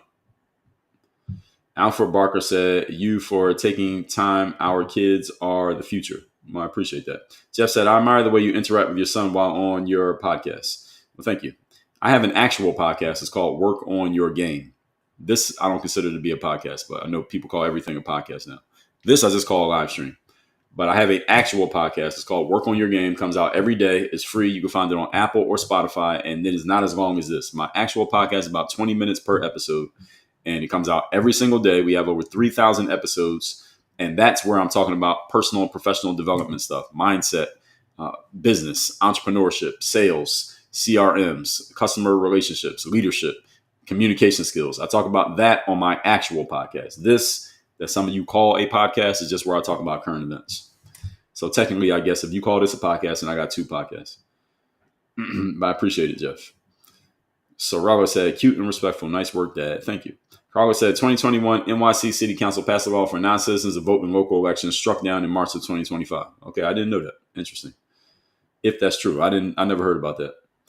Sorella said, anyone know if this gentleman does career goal work as well? Sorella, I absolutely do. That's the main work that I do. This is not my main work. So when I'm talking about current events, y'all, this is not the main thing that I do. Main thing I do is helping professionals and entrepreneurs build themselves and build their businesses. So you want to learn more about that, Sorella, what you should do is send an email to my assistant, but I don't think her email is in my profile. Send me a text message. Send a text message to the number in my profile, Sorella Jamela. My number is 305-384-6894. Just send a text and say, hey, I was asking about career goal work, etc. And I'll respond to your text and direct you to where you can go next. John said, who are you talking about? I don't know. Who are you talking about? Who was I talking? What did I say when you left that comment? Karina, thank you for the goats. Philly Joel said his revenge tour, or a few more minutes, folks, and we'll wrap this up. We're past 10 o'clock. I'm usually done at 10. Philly Joel said his revenge tour that you're proud of is hurting Americans, had nothing to do with going after him. Well, first of all, Philly Joel, that's a straw man. Strawberry cheesecake. I didn't say I was proud of his revenge tour. I said I'm okay with his revenge tour because they went after him. They tried to incarcerate him. They tried to bankrupt him. They tried to bring legal cases against him, all because the Democrats did not want to have a fair fight in the 2024 election and have him on the ballot against whoever they had, because they knew he had a ton of momentum and that he would get a ton of votes. They didn't want to have a fair fight. So they tried to go after him in other ways to pull the rug out from under him, to keep him from running, to block the will of the American voter, because the American voter wanted to see Trump versus whoever the Democrats had. Democrats didn't want to step into a fair fight. So they tried to pull him away. And they tried to do all that stuff against him, and it didn't work. He won anyway, and now he's getting revenge on the people who tried to stop him from getting into a fair and balanced fight. I want to remind you of who I am in case you don't know. I am a former professional athlete. In the sports world, you got to get in fair fights. You got to go against the other team or the other player, and you have to get in a fair fight, and you got to win if you consider yourself good. The Democrats tried to avoid the fair fight by pulling the rug out from under Donald Trump, and he's getting revenge on them for that. If you believe he's getting revenge now, what some of you do, I'm okay with him getting revenge because they violated the rules of fair competition. That's why I'm okay with it. It's not about me being proud of it. It's about me being okay with it because principle-wise, I have a set of principles that I follow. One of my principles is the open market principle. It's written in this book right here. So none of you think I'm just making this up. Or you see the word commandments here? Work on your game, commandments. Work on your game is the name of my company. One of the commandments is that you got to go into the open market and you got to prove it.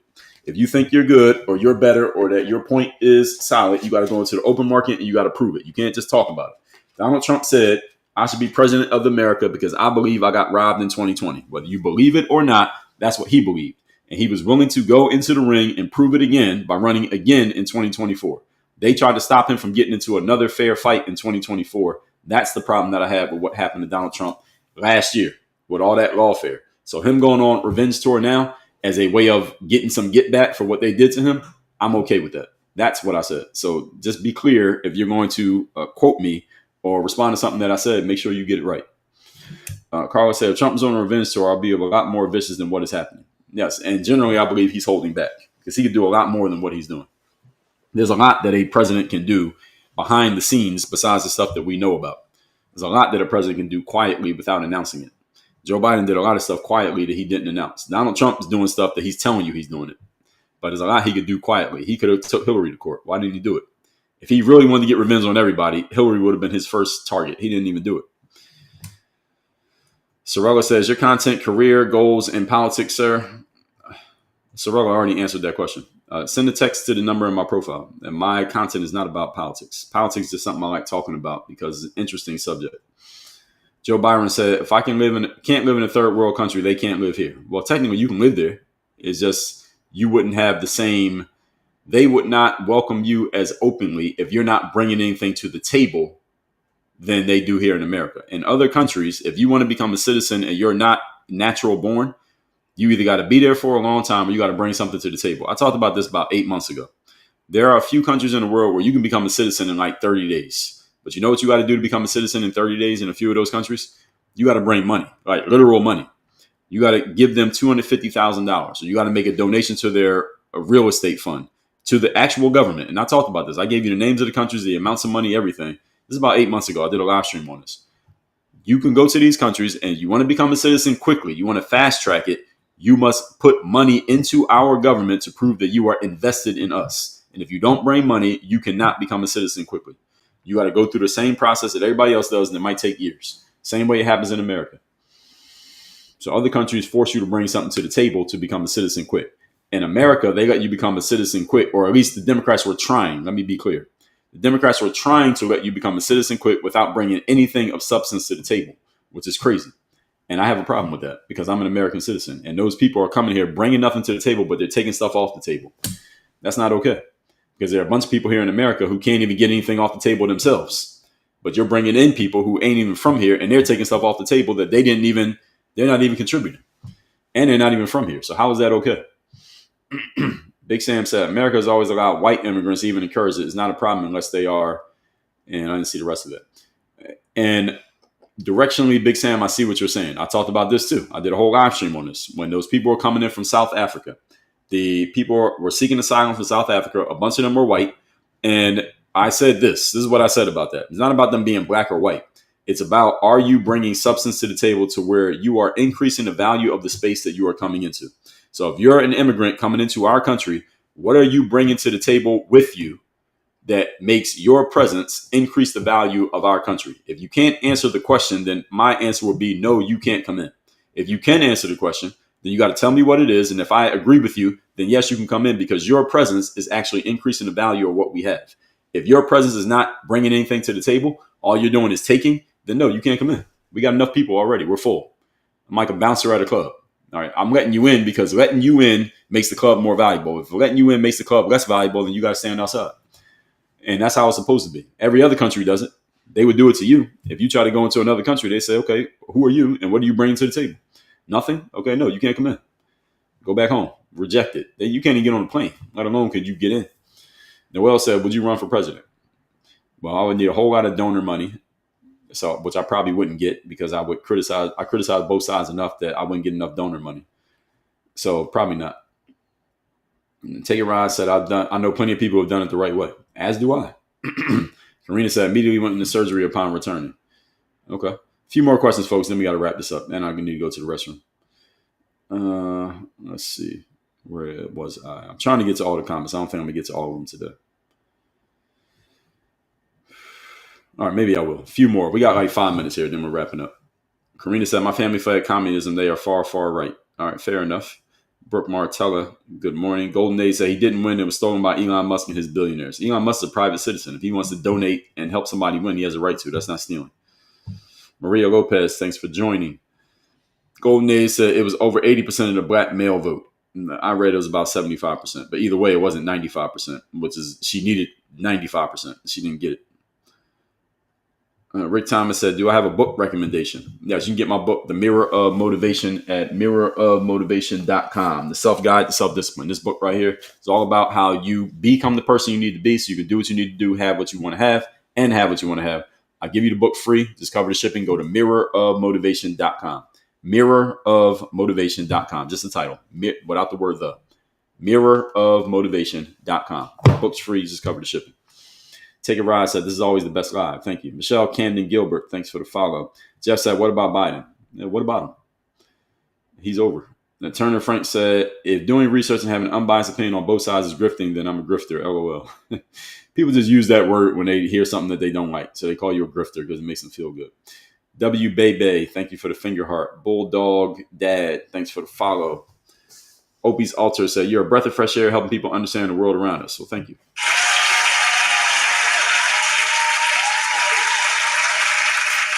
Sharon Scott said, it's easy to lie every day.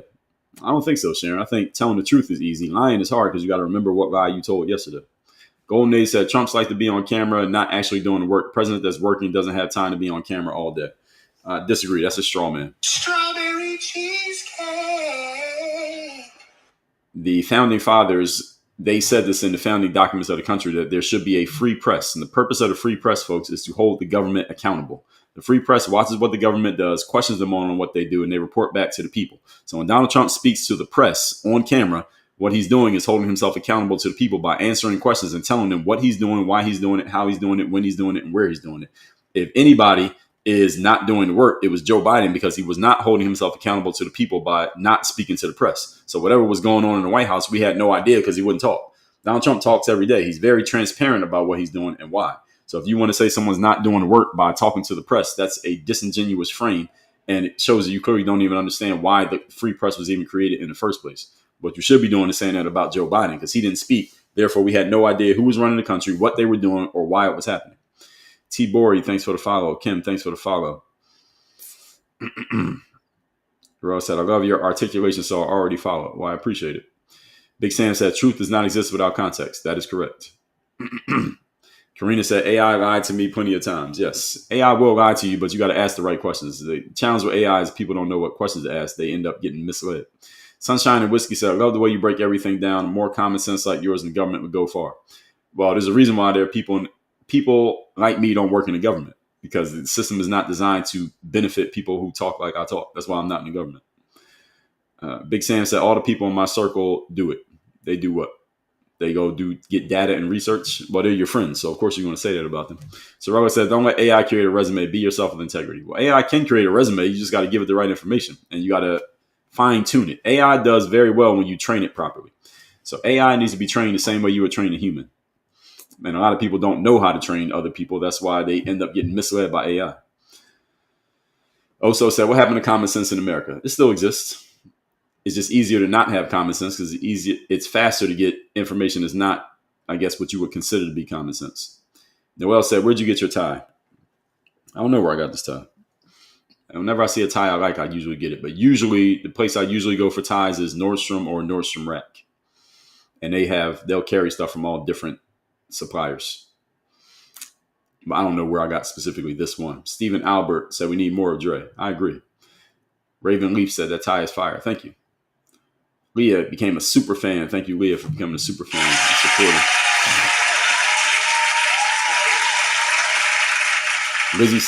Trizzy said, make more money when wages don't go up and inflation is up, and then you put a laughing emoji. So Is that like a personal attack or something? Actually, that's a appeal to ridicule. Funny words, Magic Man. Trizzy, your frame here is a straw man. Strawberry cheesecake. Because wages going up and inflation, first of all, has nothing to do with how much money you make. Actually, it actually can help you make money, because if your prices are inflated, then you make more money. And wages is not the only way to earn money. So you're thinking like an employee. And there's a lot of other ways to earn money besides being an employee, such as being an investor or a business owner that can help you make more money. So you just have a small frame idea of what making more money means. Take a ride with Tom said, nobody's losing their job. You have a job in a normal industry. Well, what do you consider normal? Tom said, I drive a truck. There's always work. Okay, fair enough. For now, as long as they don't replace them with automated drivers. It'll be a while before that happens, because that's a huge liability risk with a machine driving the truck. So, Tom, I think for the rest of your career, you're in a good space. But 50 years from now, that might change. Trudy said they won't do $25K principal on a $25K government loan. Then there would be no incentives to buy now. I don't know what detail you're contesting here, but people in real estate would just raise the prices. If they know you're getting $25 of free, $25K free money, just raise the price of the house. It's not about the principle. It's just they're going to raise the price. They know you're getting that money. Stacey said, you can't rely on the news media to always deliver accurate information. No, you cannot. That is true. Amanda said, you can use curtains to block the sunlight. What are you referring to? What are you talking about? Why'd you say that? Tay said, you just gained a new follower. Facts and wisdom will always overrule. Well, thank you, Tay. Good to hear that.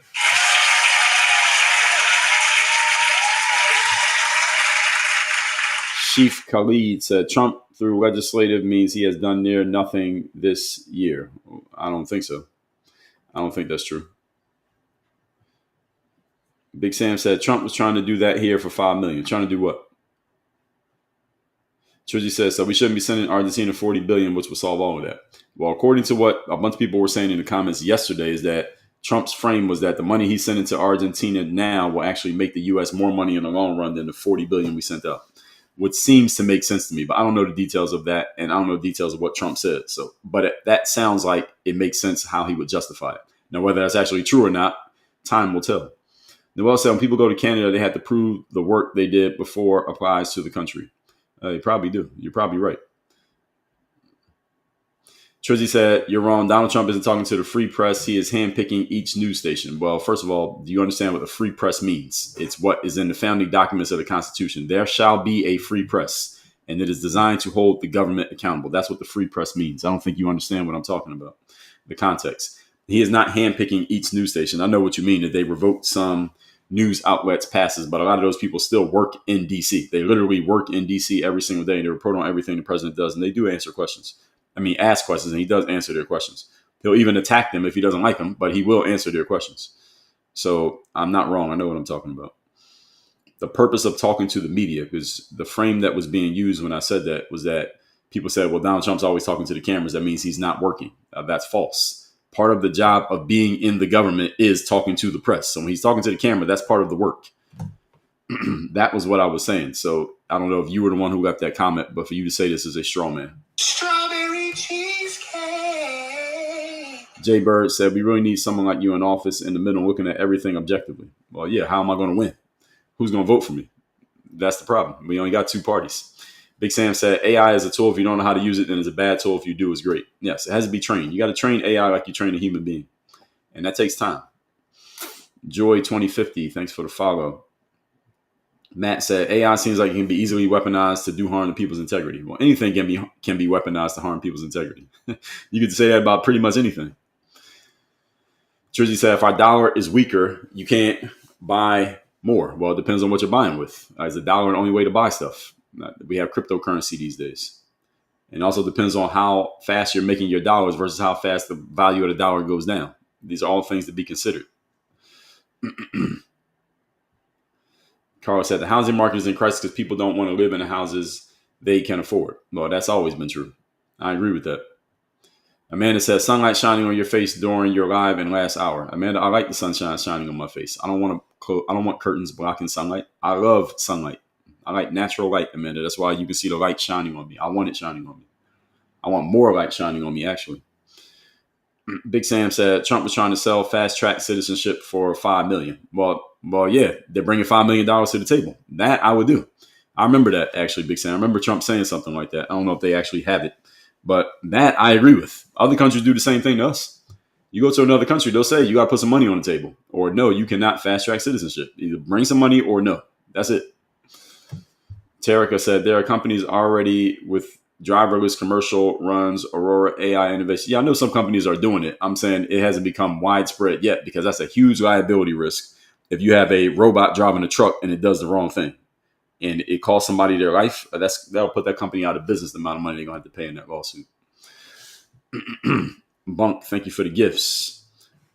Trizzy said, you ain't using cryptocurrency in every day-to-day life. It's not widespread like that yet. I disagree. Yes, you can. And you can invest in cryptocurrency, sell the cryptocurrency, and use the cash. Matt said, how drastic is the dollar about to change with OPEC? That I can't answer. Trizzy said, no, you cannot. Okay, so somebody fact check this. Can you buy crypto let the price go up, sell the crypto, and then use the cash? Give me a yes or no in the comments. Anybody who knows anything about crypto. Can you buy crypto, invest in it, the value of the crypto goes up, then sell that same crypto? Now you have more money, and then you can use it and buy stuff. Is this true? Yes or no? Give me the comments. Yes or no, can you do this? Okay, so Trizzy, the audience seems to be refuting you. It's not even disagreeing. You don't know what you're talking about. I can go on Coinbase right now and sell $1,000 worth of crypto and have $1,000 in cash in my account. Today's what, Wednesday? I could have 1,000 of that dollars in my account by Friday, and I can use those dollars to buy whatever I want. Yeah. So as Big Sam said, you can buy crypto in Cash App, cash it out on Cash App, and then use Cash App to pay for stuff. And you can pay other people. Of course, you can do that. Everybody knows that. That's been happening for years. The whole point is, the bigger point is not these details. The bigger point is that if you make money in ways other than wages, i.e. employment, then even with inflation going up, you can stay ahead of the curve of inflation. Everybody understands that there are people out there who feel like they are drowning financially because their money is not going up as fast as inflation is going up. But there are other people who don't have that problem. What are they doing that these other people are not doing? They're making money in other ways. And they diversify the way they make money besides just a job. And I understand where Trizzy people such as yourself and others come from. I come from a background where all the people I knew, my parents, the adults around me, they made their money at jobs. They got a job, they made their money, and whatever the job paid them, that's what you got.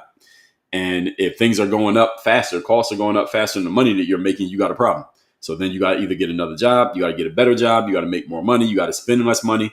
These are the things that most people see as their options. But these days, fortunately for us, there's a lot more options. You can start a business in ways that you couldn't start a business in 1985. You can start a business now from your house with no money down. You couldn't do that 40 years ago. You can invest in stocks with $1, whereas 40 years ago, if you wanted to invest in stocks, you needed like 10 grand to even open an account. You didn't have 10,000, you couldn't invest in stocks, and you couldn't buy a fractional stock. Right now, you can buy $1 worth of Apple stock. Back then, if you wanted to buy Apple stock, you had to buy a certain number of shares. So if Apple stock is $100, you got to buy at least 10 shares. So that means you need at least $1,000 to even become an investor at the baseline. Nowadays, you can become an investor with $1. So there's a lot of things you can do now with money that you couldn't do in the past. So there's a lot more opportunities, even though costs are going up, always going up. Wages are not going up quickly. That we all know that that's true. But you have a lot of different ways to make money. So that's what makes it great. That there's opportunity. That's what I'm saying. It makes it great for opportunity. The problem is people still have to take advantage of the opportunity and actually do something. And people don't want to do something. They're still going to drown, no matter how many opportunities are available. All that said, everybody, I told y'all we would end this in a few minutes. I went past what I said I was going to go past. So mirrorofmotivation.com. The book is free. Just cover the shipping. You can get this book free. Just cover the shipping. Mirrorofmotivation.com. I do these live streams Monday through Friday, 8 a.m. Eastern. Usually we talk about a current event, something like this. We'll see what the topic is. There's a few things pending that I might get into later on this week. We'll see. And we got today's Wednesday. So we got Thursday and Friday. Again, I do these lives Monday through Friday. If I won't be live, I usually tell you on the day before that I won't be live the next day. But I'm here tomorrow. I'm here Friday. If I'm not here, that means I didn't pay the internet bill. But other than that, I'll be here. So I appreciate all the commentators. I appreciate the moderators. I appreciate the likers and the gift givers. Those of you who are new, decide to start following me. I appreciate you. Those of you who have been around, I appreciate you too. If you dissent, I appreciate you. If you like what I said, I appreciate you. If you're not sure, you're still deciding, I appreciate you too. So all of you have a great Wednesday. I will see everybody tomorrow, 8 a.m. Eastern, 8 a.m. Eastern, 8 a.m. Eastern, everybody. I will see y'all tomorrow morning.